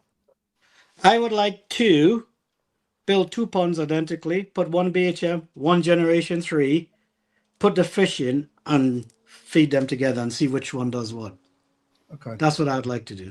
You see, when I see Sakai with Victory House and that massive walkway with all the matting in there, all the bricks hanging and the back I understand. The gem-free media. Yeah. It's got to have that trust in the product is unreal. They're kind of like West Indian in me. Maybe wonders, has he done a deal with Mountain Tree to get that put in there? So what he's getting because he's Sakai different. I don't know, but equally, you wouldn't. Work together. That is a fact. They do. But what I'm saying is equally, he wouldn't put junk with his best fish, would he? Exactly. No. That's the bit for me. So you have to weigh it up. So yeah, I mean, time moves on, right? Not everyone is driving Ford Escorts. Cars renew every year, don't they? Yeah. You know? Yeah. Right. So Matt Gilmore has come back. Had cost you a few weeks back. Got rid. Few of the fish were then very red and veiny. Was advised to rate 0.6. So I would say 0.3. The fact that they're veiny would suggest to me that Costia is probably still present. Scrapes today found Costia and Chilo Danella. Consent, sure, if I could put Alpha X 0.6. Matt, if you're right, so both Costia and Chilo are actually very easy to kill. I would look at your setup. Something is not working in your setup, or you've got a fish that is a pain in the ass, and like the snotty kid at school that's always got green slime running out his nose, right? A fish is either bringing that issue to your pond, or the setup of your pond is not working and creating a stress event, or the filtration is not doing its job, or you're getting sediment sitting in a pipe, something like that. You've got to look at the bigger thing rather than you keep getting it. It's not the fact that you keep getting it, it's why you're getting it you need to look at. So rather than go on, Chip. Yeah, can I add, it could also be dosage amounts and his actual volume, because people exaggerate the volume of the pond and may not put the right dose to the volume. In my experience, what kills them very quickly, and I say very quickly because I use it in my QT, is PP. Absolutely. And I use PP a little bit stronger than the average beer. You have to be. I use PP like the Japanese do. So I use PP as a go-to for a lot of things. Chip. Yeah. So like if you come into like Lee has his medicine cabinet there. If you come into mine, you'd only see PP and malachite crystal. That's it. I don't really deal with flukes. I have flukes, but I in my main pond, I've not seen flukes for years. I deal with it in the quarantine because it's a smaller system, easy to treat. But like with those things, I mean, you've seen my videos. I tend to double dose with the flukes treatments because, again, showers strip it out quickly and drums strip it out quickly. So, but that's me. I'm not saying everybody do that. That's my way, you know. So, But looking at what you're dealing with, Matt, I would look at the setup or whether or not you've got a fish, because you'll know more than anyone whether you've got a fish that is showing the signs all of the time that is then passing it on. Okay, so, but yeah, hopefully that helps you at least. Chip, what's your thoughts on multi-bay filters and what media, etc., would you have in there? the last time I used a multi-bay filter was, I did use it in Old House. They work, and I know there's people who work that use them successfully. The reason I hold my head is you've got to be on the ball and keep it clean and keep emptying that vortex, and you've got to. And when I did that, my time, I got kids, I got life, I got travel. I just don't have the time to keep doing that. So, yes, the filter will work, Lee, and it will, but it depends on whether you have the time to keep it clean. Because I think you start with a vortex, if I remember, then you go to a Japanese martin or brush or something, then you go Japanese martin, then you go to K1, then back to the pond. Is that right? Something like that. Well, multi-bay, you can do it how you want, can't you? You can put pumice stone in. You know, it's a very individual sort of filter. Individual, yeah.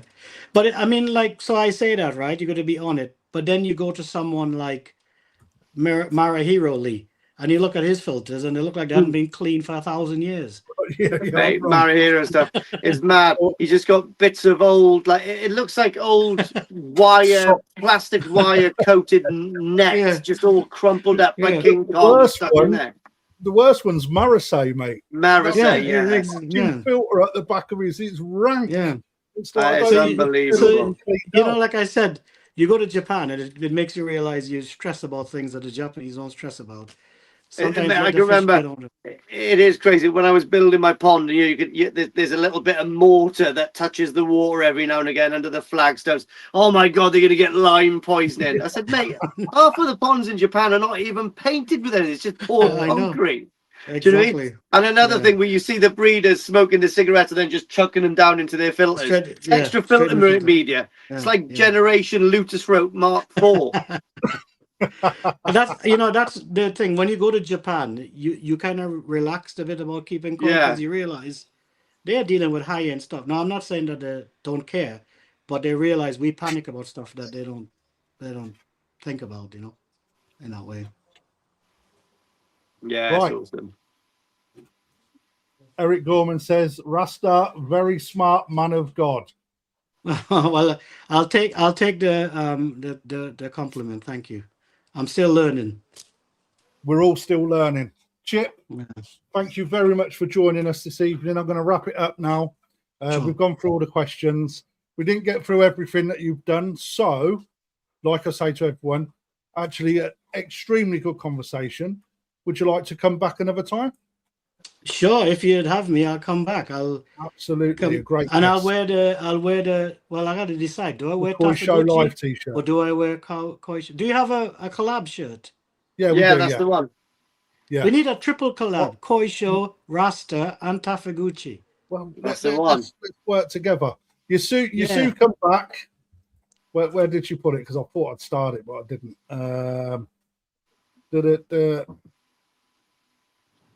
Oh, that's Yaz. They're loving the Holland Koi Show.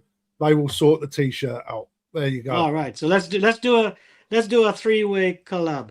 I was going to ask you, Krafty, my question to you. Go on. How is the show doing that I gave your daughter 5 years ago? And it is a female. There you go, Lee. See? She's probably. I don't net my fish very, very often at all, Chip, to measure them or anything. They stay in the pond. Yeah. She's about 70 cm now. Wow. If I remember right, she was tiny, wasn't it? So it's called Chip after you. It must be the most beautiful fish in the world. Wait, I'll tell you, it's a quality fish. It's held its body well. The sumi, the sumi's the next level. It's really good. It's got no hair either, Chip. Yeah, but no, it's gold. Like, I think did we get it from exclusively? no, we got it from Koi Collection, Ken. Right. Yeah, because Yeah. I went over and I tried to get them to donate fish to the kids. So I That's went right. around to all. This is what I need to do at the national next year. Get kids, walk into Tafaguchi and say, you need to donate a fish to this kid once they have a pond and things like that. And they did it because your daughter, she's done well to keep it alive for that long, and it's female. Yeah, and, credit goes to me for that bit, mate. I promise you. but it's a good memory, right? Good memory. Yeah, absolutely, mate. Yeah, well, I meant to mention it earlier, actually, but maybe Chip, we can get you on when because you've done us a favour today. You've spoken to Mike Snedden's son, and he is Lord Snaden. I call him Lord Snaden. Okay, you call him Lord Snaden, I call him Mike. He's agreed to come on the show. Yes. So maybe we should have you back at the same time if we can organise that. Oh, teacher and student. I don't know. I've been his shadow. And then we can throw little balls at each other. He could throw insults at me. People love when he insults me on camera. He does it all the time. But yeah, so Mike has agreed to come on the show. What we will do together, we've got a little bit of logistics to sort out because there's a time difference between here and Japan. So we may have to do a slightly earlier live broadcast, but even if you're at work, you can watch it back. It doesn't matter. Yeah, sure. And then we'll get everybody on together if you're up for that, Lee. I should imagine. Yeah. And it'd be good to get Mr. Snedden on. Yeah, it'd be great. For everybody that's tuned in, thank you very much as always. It's been, for me, an actual really pleasant evening. Thank you, Chip. Really good one. Really appreciated that. Thank you, guys. And thank you for participating. If you're not out and about, have a look on Facebook, pick up on the Holland Koi show, because I dare say there's going to be a big Karashi or Yummy or something like that that's going to wow the socks off you. And hopefully next week, I think, I keep saying it, but I think it's Tim Waddington. It's Tim, I think. Which I just want to give a little shout out as well, which actually works out quite good because obviously Tim Waddington's on next Friday. And on the Saturday... It's not. I'll tell you who it is. Somebody else. It's not. I'm not going to say who it is. Right, okay. But obviously next weekend, guys, is the Koi Heaven event up in North Wales with Daryl. Next weekend or this weekend? Oh, this weekend. No, not tomorrow. The following weekend. Right, yeah, okay. So it's next weekend. So, I mean, if you want to go, guys, if you want to go, pop over to his page. Make sure you book on because there's limited amount of camping now. And obviously Liam, the Pig King, is going to be there as well to cook us some breakfast with one of his boars or sows, whatever you call it. Good fodder, mate. I know. I can't wait for that. But is it wild boars or farm raised? No, I think he can grow a good swine. Oh, all right, okay. That's it. Yeah, it's his own. It's his own.